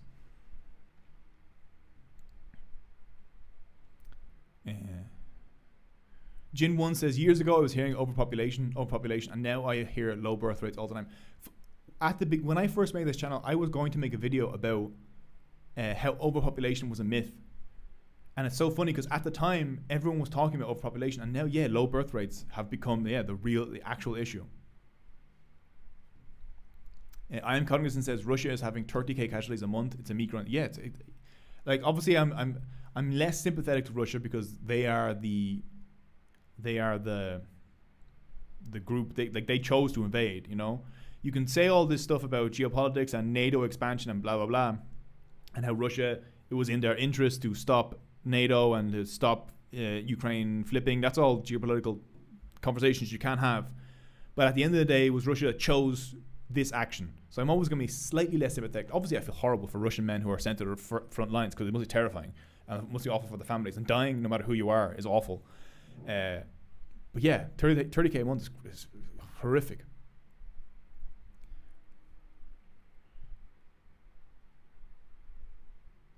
Lucas says, plus they helped Cuba. Yeah, Venezuela helped Cuba. And Cuba helped Venezuela. People think that it was like, Venezuela was just sending Cuba oil. Venezuela and Cuba were using what I think is a really good method of development, which was they were doing South-to-South collaboration. They were like, look, Cuba doesn't have a lot of dollars because they're sanctioned. They can't use most of the financial system. Venezuela has a lot of oil. Rather than paying for services, just send us doctors, which Cuba has lots of. We send you oil. We develop each other that way. And it was really smart.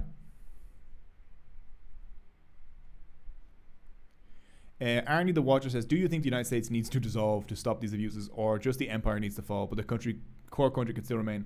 Well, the United States isn't like, it doesn't need to dissolve. Those are also that's not like a real solution, no? The United States is an empire.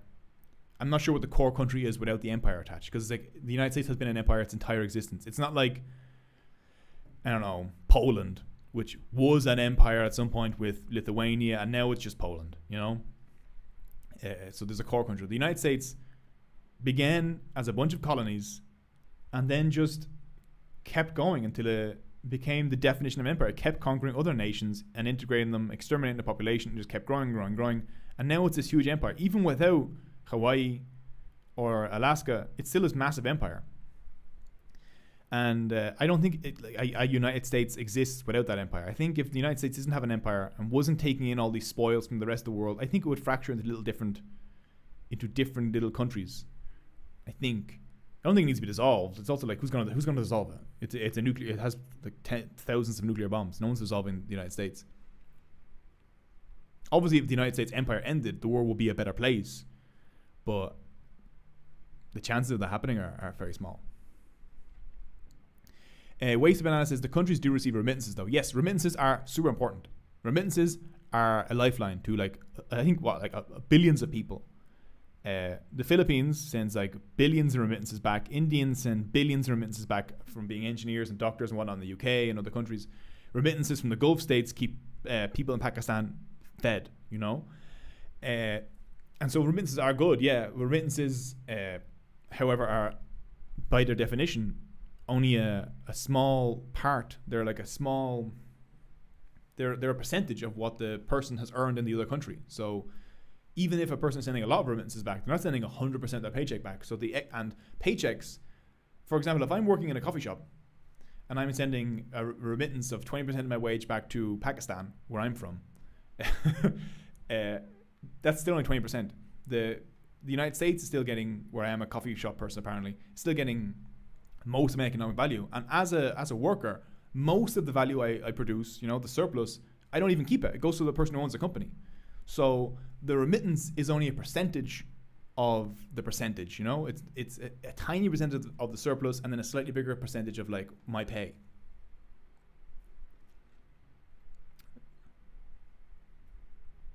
Arnie the Watcher says, even Africa, which has high birth rates, has birth rates falling. The whole planet, birth rates are falling everywhere. I don't think there's a single country in the world where birth rates are going up, no?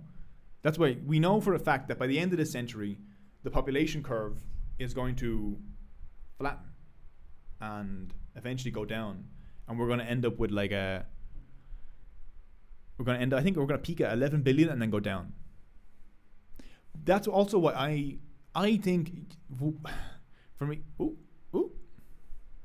Oh, I tried to click on the map. That was actually the streaming software. Let me get rid of all these countries. Clear all colors. I think Europe, if Europe wants to do this thing where they don't like migrants, they don't want any migrants coming in, they want their population to age and to go down and have no economic support for them.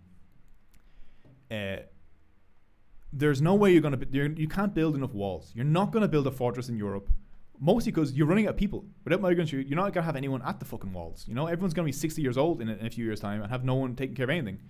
You're not going to have enough people to staff your death wall where you're going to shoot every single migrant coming in. So Europe, if it actually does want to stop migration from Africa, needs to realize that Africa's birth rates are high now and they're going to go down. So right now, you have essentially the best possible time to develop Africa as fast as possible.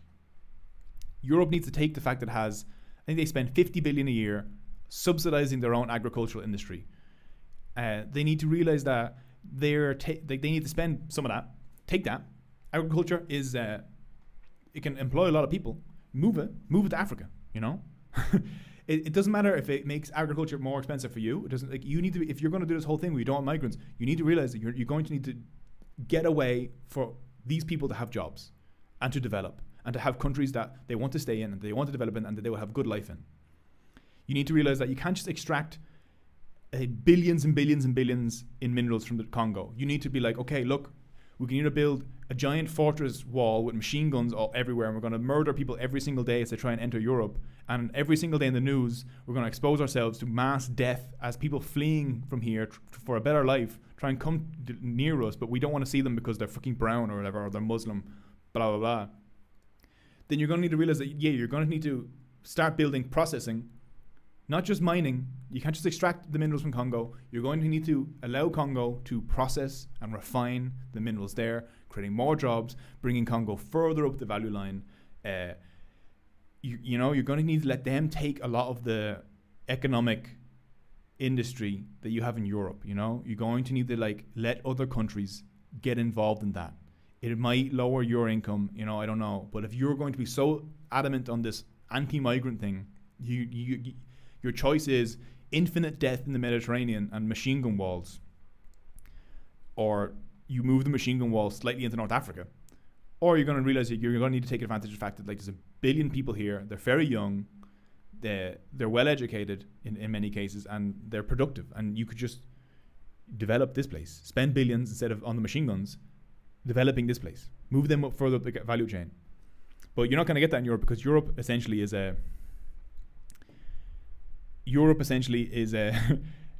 run not for Europeans. It is like Europeans benefit. Don't get me wrong. The whole thing of Europeans are the real victims of European billionaires. But the billionaires and trillionaires and all those people who run Europe obviously don't want Africa to develop, because they make loads of money from Africa being not developed and being a resource bank and a labor bank, and they make all their money here. So they're not going to want to share that. Yeah, someone says, yeah, nobody's doing that. Yeah, nobody is doing that. I'm not saying that this is what's going to happen. I'm saying that, I don't know, man. I don't see any other option. If you're going to do the anti-migrant thing, I don't see any other option. Your option is develop Africa,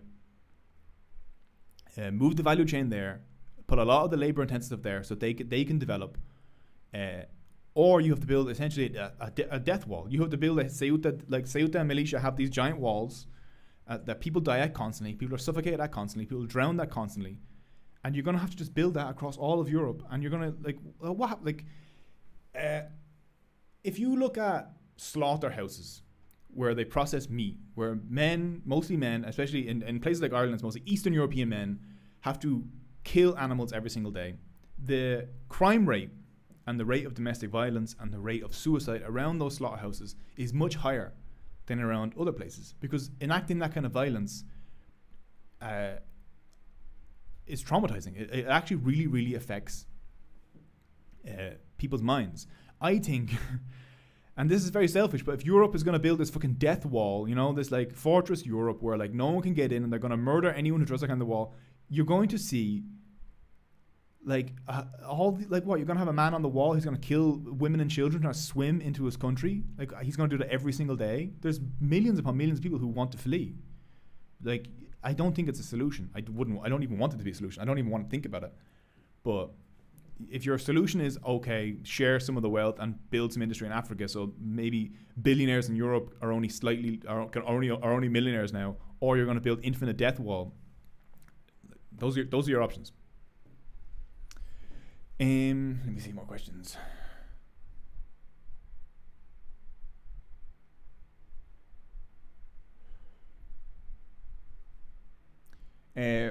Maurice 2110, you said this is the rhetoric Western leftists need to counter the anti-immigration parties. Is that you're saying? What my rant about the death wall and development was? Let me know what your thought is there. I'll read it out. Because maybe I think a lot of the times in the West, people tend to focus on very moral arguments that don't work. So I'm an immigrant. I've migrated to many different countries. I haven't I married. My wife isn't Irish. I'm not like some sort of like ethnic nationalist. I like people being able to move all around the world. I don't think that Europe and the US should be able to like segment their wages. Like their wages, like a bus driver in Madrid gets paid 10 times what a bus driver in Benghazi does, despite the fact they're both driving a bus. It's not like the bus driver in Madrid's driving the bus in a much better way, but the wage differential is guarded by the borders. That's what guards that wage. I don't think they can do that with it and much longer. But I think making the moral argument that people do where they're like, oh, these people are sad or something, doesn't work on people. You need to make arguments that people can see and understand, and they can see that there's something will develop from it. You can't just be like, oh, we have to take in people because it's sad, because people understand they're like, okay, well, how many people, blah, blah, blah. They realize it's not planned, I hope that makes sense. But that means I'll get to experience the economic peak earlier, which is a good thing for me. I'm not sure what that was in reference to. Lower birth rates for developing nations means they don't maintain economic peak for as long, even if they hit it, and as a result, they have an aging population. Yes, aging population is essentially economic death, especially for a developing country, because it's like a developing country, one of the best ways to develop is to just throw labor at everything and just develop as fast as possible using that huge push in labor, and then people can retire off of that work. When do Cogito t-shirts come out? Cogito t-shirts are never coming out, because the t-shirts unless, like, where am I gonna make them? I make videos about how so many places in the world get exploited because their labor is cheap or blah, that kind of thing. And then I'm gonna sell a $12 t-shirt that's made in Bangladesh by like women who are working in a factory for 14 hours a day with no air conditioning and in 40-degree heat that catches fire constantly. So it's like I morally I can't sell t-shirts. I could sell a $50 t-shirt, but no one's gonna want to buy that. What you should do, the real Cogito solution is you get your own t-shirt, and you can scan a Cogito logo onto it.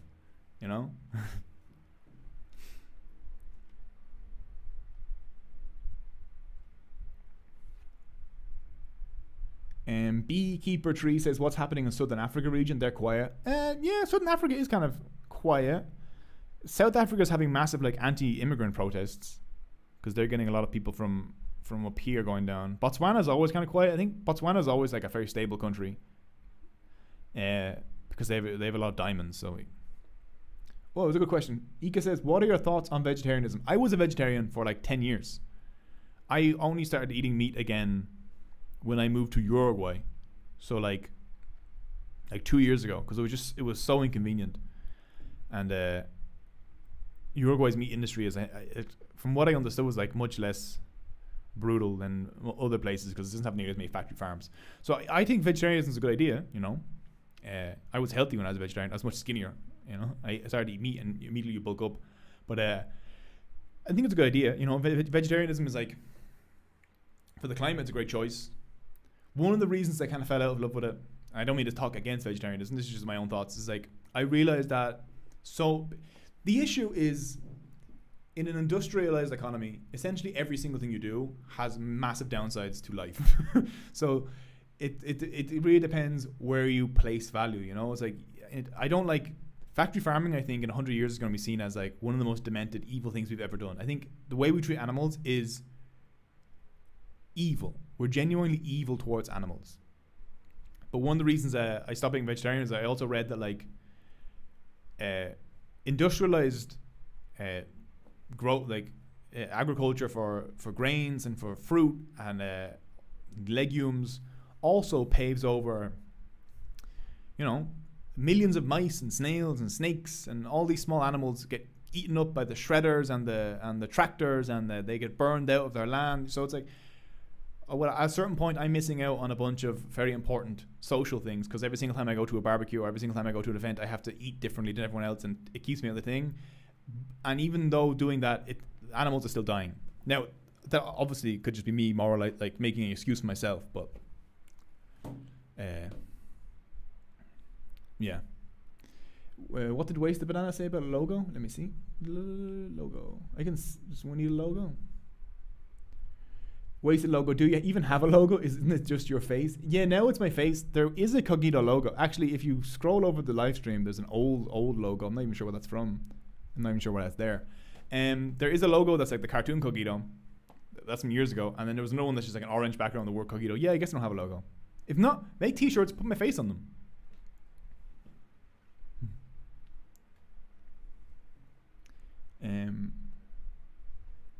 But Beanzer, thank you for reminding me that the logo is on my Nebula channel. I did not know that. I'll have to eventually check in on the Nebula channel and update the logos. Harris, you're saying, what are your thoughts on management consultants? Do they have a role in geopolitics? I don't know. I don't really know what a management consultant really does. That might be beyond what I don't know. I don't know anything about them.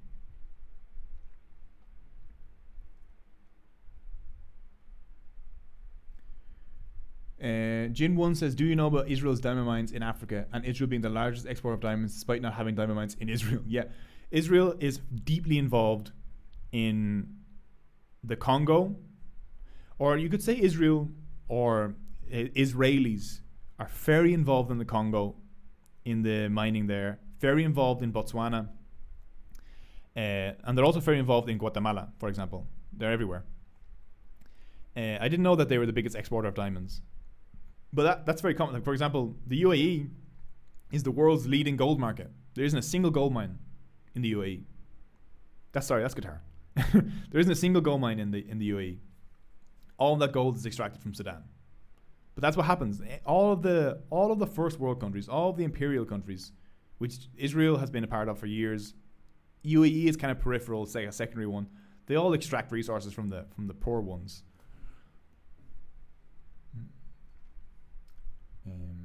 Let me see. I'll answer a few more questions because I'm going for like 3 hours now. So I will finish up. Aaron the Watcher says, I think Sweeney's and your Korea video are complementary since his video leaves off roughly where yours starts. I actually don't remember Sweeney's Korea video, but I'll have to check it out again. Sweeney makes really good stuff. Everyone should go watch Sweeney's videos because he spends a lot of time making them as well.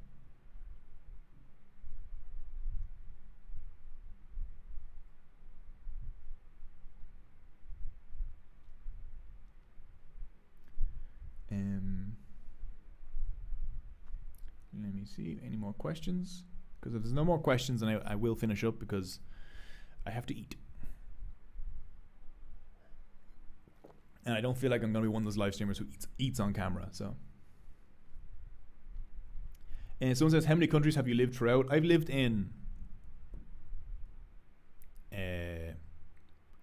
Ireland, Spain, Czech Republic, Uruguay, and I think that's it.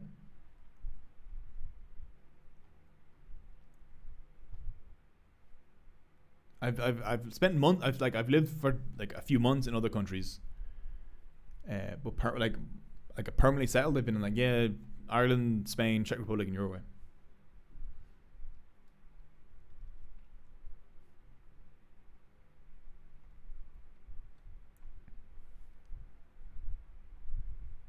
Okay, yeah, I think I will.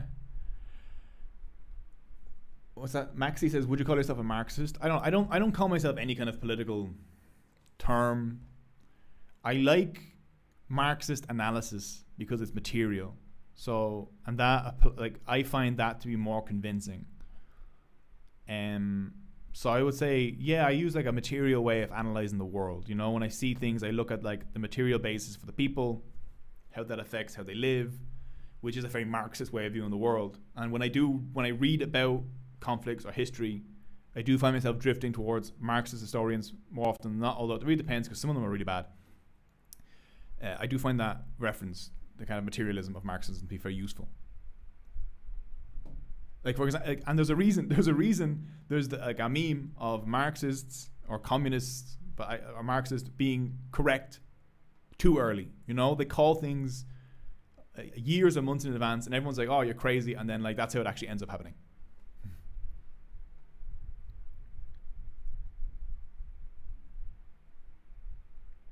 Harris says, "Is Pan-Africanism still a realistic political project, or has it become primarily a cultural ideal?" It's not a realistic cultural project because Africa is just so massive, and all these people obviously aren't going to get along. I think I might be the world's strongest Arab nationalist. Me. I am also the world's strongest Indian nationalist. I think, and also I am the world's most ardent Bolivarian nationalist. I think all of this nonsense, all of these tiny borders, all these tiny countries you've carved up, only benefits the big imperialist countries. And this was done on purpose, you know? There's a reason like such arbitrary lines were made. Because if there was one country, one Arab state, for example, from Morocco all the way up to Iraq, you know, that would be one of the richest, most powerful countries in the world. They would control so much of the energy resources. They would control the Suez. They would control the what's this called? Oh my God. The Bar the Mandab? What is this called? The Red Sea thingy. The Strait of so and so. You know, they would like have so much more to do with the Strait of Gibraltar. You know, they would like, this would be such a rich country, and it would be able to much more easily counteract the Europeans and the Russians and the Chinese and the Americans and all the people who want to push them around, who now can individually go to any random corrupt little, you know, diplomat, dictator, ruler, and cut their own little deals. You know, obviously it's not realistic, but I am the world's most ardent Arab nationalist. I think I want the caliphate. Make a caliphate, man. Do a huge caliphate. Own all the oil. You know, what are you doing? What's Tunisia doing here? This should all be one big one. Own all the oil. Tell the people up here to fuck off. You know, India. Why are you all split up? You should be. Oh my God, I am. you've set me off. I am such a strong Indian nationalist. But not India as in like this country here called India. Like this South Asia Confederation, you know. This should be one thing. It would be so powerful. I just feel like the countries here get screwed by the fact that they compete with each other. First of all, Pakistan and India, the fact that they compete with each other only benefits the Americans and the Chinese and the Europeans, you know. This should all be one big block. And you get so many more resources, so much more strength on the international stage. Beekeeper says, bye Cogito, see you next Sunday. See you next Sunday. I'm also probably going to finish up now. After my rant of pan-Arab, pan-Indianism, I'm probably also going to finish off. That's why China is so powerful. China isn't one country, you know. China's not a country. You know, there's not like a very, like, it's a bunch of different peoples and civilizations that have been combined under one very historically strong. You know, China's like been a very strong government for like millennia. But it is a bunch of different groups all under one uniting power, and that's why China gets to be so strong. They get to control all these resources and all that human labor. And someone saying all EU, no, the EU sucks ass. The EU is not a real coherent group, not a coherent group at all. It's just a neoliberal trade bloc. It doesn't act. They don't act in it. You saw just now at Ceuta. Spain had a huge incident where other powers, Israel, the United States, and Morocco, acted on Spain, and the rest of the EU turned on Spain.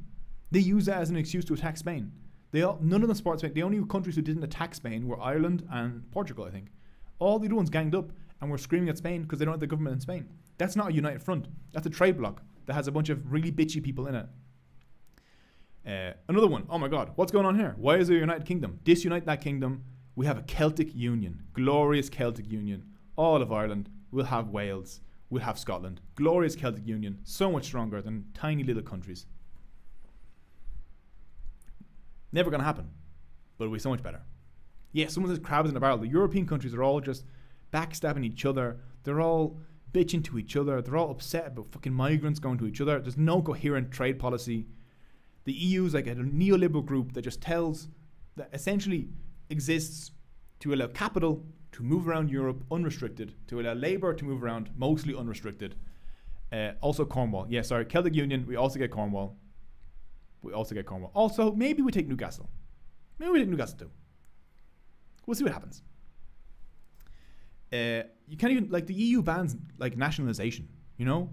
It bans, like Ireland's in the EU. Ireland can't nationalise any of its industries because the EU bans that. I don't even think you can subsidise industries that much. So, like, a development in the EU is very difficult. It's not a coherent bloc. It's just a trade bloc. Alexander says, I'm not even allowed to mention his name in YouTube chat. I don't know who you're talking about. You can say whoever's name you want. EU countries have no monetary sovereignty. EU countries have no sovereignty in general. Like, I don't like Brexit, obviously, and I really like the EU. The only reason I can be married is because my wife has an Italian passport and I have an Irish passport, and that guarantees us, movement, and there's no visa restrictions, whatever. So obviously, I like the free movement aspect of the EU. I find the neoliberalism of the EU to be awful. I find that the austerity the EU loves is one of the reasons that Germany essentially just stagnated for like a decade. Jin says, but yeah, caliphate would solve all these, from North Africa to Turkey to Pakistan. Caliphate will solve all problems. I am pro-caliphate. That is my strongest opinion. What are you doing, guys? Look at all this. You own so many trade routes. You own so much oil. And because of this, because you're fractured, you're losing to like an American military base. And instead you're going to invade Yemen so that some king installed here so he can build Mr. Beast fucking amusement parks. Caliphate, immediately.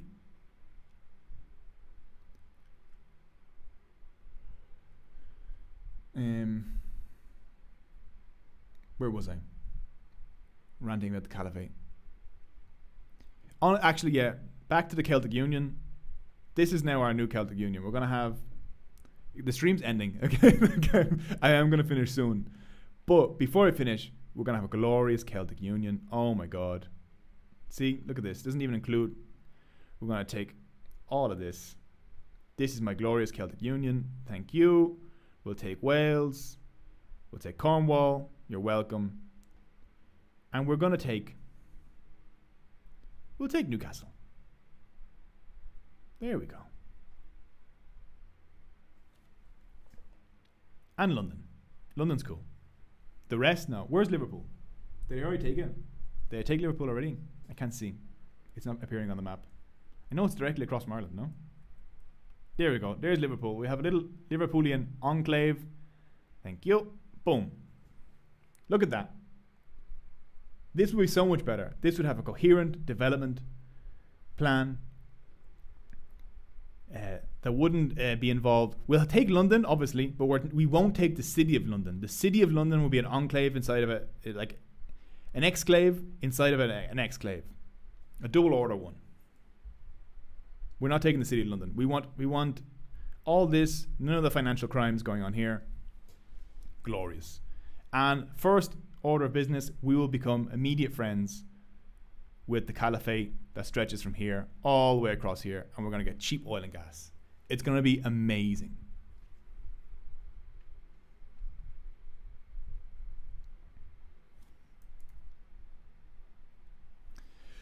Okay, I'm going to ask one or two more questions. Oh, the Manx. Okay, yes, the Manx will also be included in our glorious union. Celtic Union also includes Brittany. You're right. Honestly, I haven't thought through the Celtic Union of we'll also get Brittany. Of course. Brittany will also take, after a while, after we've developed our regions, after we have enough, everyone here has a great quality of life, we'll also take Galicia. That will also be ours. Into the Union.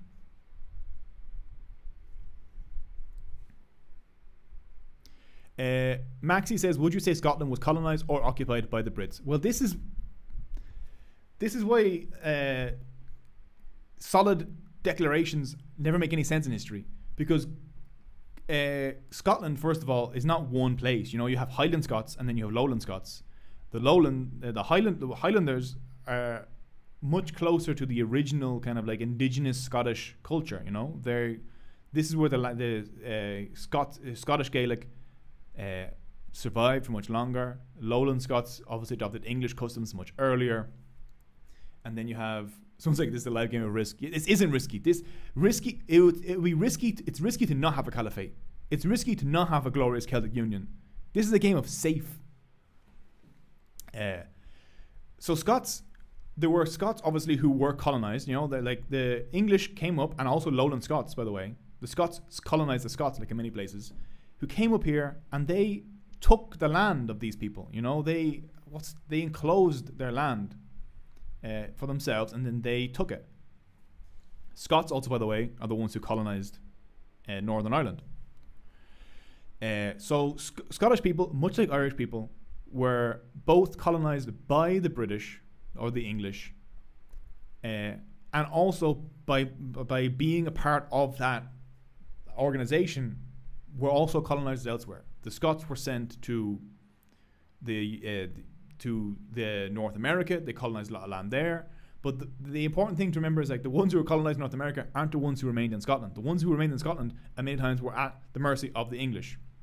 Ireland, for example, Ireland was not very important to the British Empire, but it did export a lot of like biomass. A lot of Irish people were used by the British to establish like populations in their other places. So Australia, for example, North America, Irish numbers, Ireland used to have 10 million people in it. Now it has, I think, 6 or 7. Were used to populate British colonies, like Australia. And then people get confused because you'll see, for example, in the Bahamas or in Jamaica, you'll see that there were lots of slave owners with who people say are Irish, but in reality, does that say Derry, Londonderry? That's...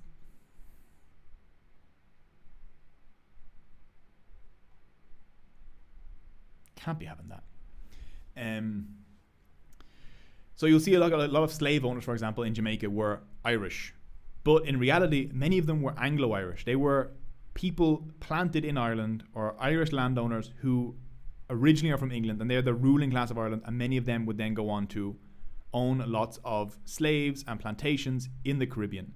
So it depends on what you're saying. What is Irish? Now, again, also normal Irish people also would have been here colonizing as well. But it depends what you mean by Irish or Scottish when you say those kinds of things. Everything's always more complicated than it first appears. Che Guevara was part Irish. He was from the Lynch family, and I think Che Guevara's family was from here.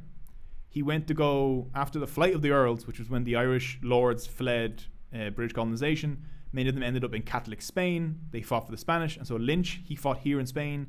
He then went to Argentina, and he helped fight independence in Argentina, and the Lynch family became very powerful. They were actually very conservative.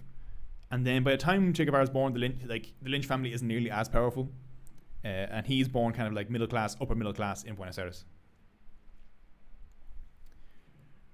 Irish had a colony in the Caribbean. Did they have a colony in the Caribbean? I don't think. Well, the thing is, like, what is Ireland? Like, Ireland isn't it's not a political. It doesn't exist politically until the Irish until independence. So it's like, what is? How can Ireland have a colony in the Caribbean when Ireland isn't a political unit? You can say Irish people were involved in colonialism in the Caribbean, but Ireland as a political unit didn't exist. Someone said, what do you think about Irish diaspora in India? So I think you mean, like, for example, there were a lot of Irish troops in India because one of the main ways to get employment in Ireland, very little industry, so lots of them joined the army. And so, for example, I think there's a massacre in Lahore, no? Or Amritsar, the Amritsar massacre. I think 1,000 people are massacred in Amritsar by the British Army, and the guy in charge of it was, his name was Dwyer, I think, and he was Irish. It just shows you how, like, once a place is colonized, the colonized people also are roped in. For example, India, the Raj was policed and conquered mostly by Indian troops, and then by Sikhs and by a lot of Punjabis. Like, they were first by Bengalis, and then they moved their way out. The same if you look at the Spanish conquest of Morocco, they used a lot of Moroccan, like, indigenous troops from the area. It's one of the hallmarks of colonialism is the use of troops from the area by the colonial power, because people need money. People need to, nationalism, and nationalism and the desire for liberation is a slight privilege. You know, if you're trying to eat, a lot of the times you're going to take whatever the first option you have is. Let me see.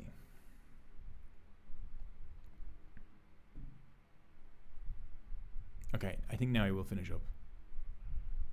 The person who asked the thoughts on the Irish diaspora was Rupa Batraka. You have a little thing next to your name. Are you a channel member? I can't see. I keep getting a pop-up every single time I try and look at the thing. If you're a channel member, thank you very much for being a channel member. It really helps support the channel. So thank you if you are. Jin One said, "I hate nationalism." I also I dislike nationalism. I find nationalism in most cases is very very toxic. You know, it's like sometimes it can be. It really depends on the area you're in. And again, like most things, there's layers. You know, everything's on a spectrum. Stuff like Palestinian nationalism is obviously very positive. It's fighting against a force that wants to eliminate them. Now, if Israel did not exist and there was like a form of Palestinian nationalism that was like based on not allowing Jordanians and Egyptians into their country or them being superior, that would obviously be a toxic form of nationalism. Will you ever make a video on Northeast India? I want to make a video on Manipur, which I think it's in the Seven Sisters. No? Where's Manipur? I know it has lots of hills. So.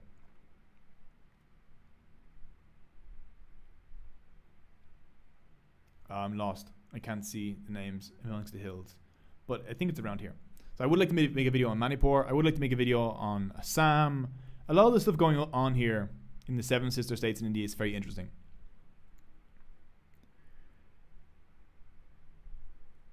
Yes, Wasted Banana says one of the first finance freedom fighters of India was Udham Singh, who assassinated Michael O'Dwyer. As I've seen clips on TikTok and Instagram Reels of, I think I'm assuming a Bollywood movie of him being assassinated, and it is really cool. I do appreciate that. Someone's saying, what map is this? This is my map. This is the map I use for videos. It's based on API I get from MapTiler, which is what I buy, a service I subscribe to, so I can make maps in After Effects with a program called GeoLayers. This, however, is just that API run through a wrapper that I told Claude to make. So I just gave Claude the API, and I was like, Claude, I want to be able to like draw with D. I want to be able to select countries with C and give them colors. And after like a few back and forths, Claude figured it out. So this is just running locally on my system. I'm not a Cody person. And I couldn't find an app. Normally I wouldn't ask AI to do something because I'm still unsure how I feel about AI. But I couldn't find an app that did this. So look, this, you know, it's put shapes. Look at this. I didn't use this at all today, but you can put shapes. You can give them names. This happy little fella over here. You zoom out, it stays in place. That's pretty cool. I feel like the map might become a very big part of the streams. But if you want to use this, I'll see if I can figure out a way to like make this like publicly available and you can use it. I'm not sure if you're going to be able to access it because of the API is paid for. Now, I don't really know what the word API means. So I'm only saying that because that's what's written on the MapTiler website. Aaron the Water says, for art, I hate AI. Yes, I hate AI for art. I think of all the things we could have used AI for, why do we use it for the thing that like humans love the most, that gives us meaning, you know?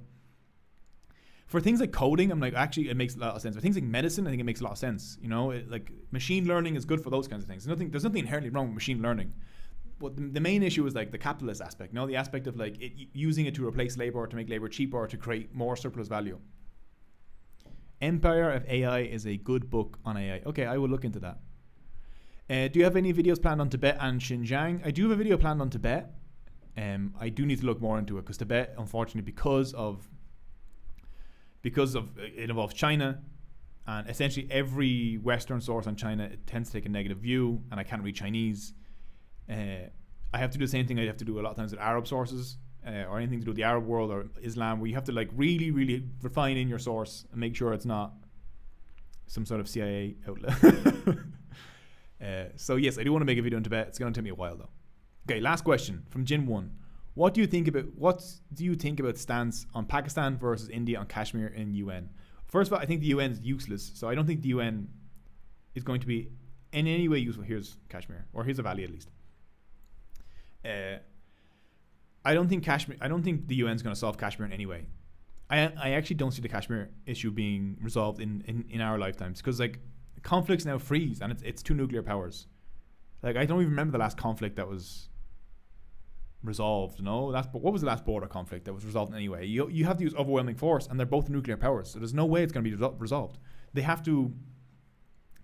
India and Pakistan essentially need to become like best friends in order for the Kashmir issue to be resolved, and you can because the Kashmir issue can easily be resolved easily. Nothing is easy, but if the border was open, and people could just cross over, and people who are in the valley can go visit their friends and family in not Islamabad. What's the city I'm thinking of? Where's the cities that are appearing on this are not major ones. There it is. Musarrafabad. Lots of their families here. They're pushed out. People, then the pandits can go back. You can have like a truth and reconciliation thing, but you're not going to have that when both countries have essentially a huge nationalist investment in there being conflict there and them being the winner. In a perfect world where both countries were at peace, you would just have an open border there that allows people to cross over, and they can go back to how things were before the states were created. The only way to do that is to take my opinion and to be an enormous pan-South Asian nationalist and to form a glorious South Asian Union. I realize now I have picked the colour of Pakistan to do this, and that was a huge mistake. But this is the only way to resolve this issue. Glorious state, but it's never going to happen. So we'll have to see. Ika says AI is used in war way more than art. I had a video, and I think I mentioned this. I was writing a video about on the militarization of big tech and AI. Yes, AI art is huge because people can see AI art on their timelines, which is where most people spend most of their day now on the internet. So AI art feels like a much bigger deal than it actually is, because people can see it and it's so obvious, and it feels wrong that something invades art like that. But war is where AI is going to be a fucking nightmare. We already saw it in Iran. It was AI, machine learning, Palantir that that helped target the school in Manab that killed all those schoolgirls and school children. Someone says, how about no countries? Exactly. No state solution. No countries helps. That's how the world was before. And people forget that borders are like very new, and a lot of the issues we're seeing now is that the concept of a hard border that people aren't allowed to cross is coming up against the reality that travel is much easier now, and people can see what's happening all around the world. So that's one of the major issues for the 21st century, is like the existence of these borders that are completely arbitrary in many cases, and the fact that people want to live in other places. Someone says you need countries for a World Cup. That is very true. I feel like we will have to put up with kind of border conflicts and war and ethnic cleansing, because it does make the World Cup more interesting. Okay, I will finish now because I am an hour over time. I was supposed to finish an hour ago, and my voice is starting to get a little tired. So I'm going to finish up. I will add more stuff to the map so we can have a glorious mapping session again on Sunday. And I will see you all next Sunday for the next live stream. And I'll post some updates as well about how the West Papua video is going. And if you want, join the Discord. The Discord is somewhere in posts somewhere. If not, email me or message me on Twitter. I will send you a Discord. You can chat in the Discord. We can chat about future topics. And if you have any topics you want me to cover, let me know on the community post or comments or whatever you want. And I will see you all next Sunday. Thank you all so much for being here. This was fun. So I'll see you then. Bye bye.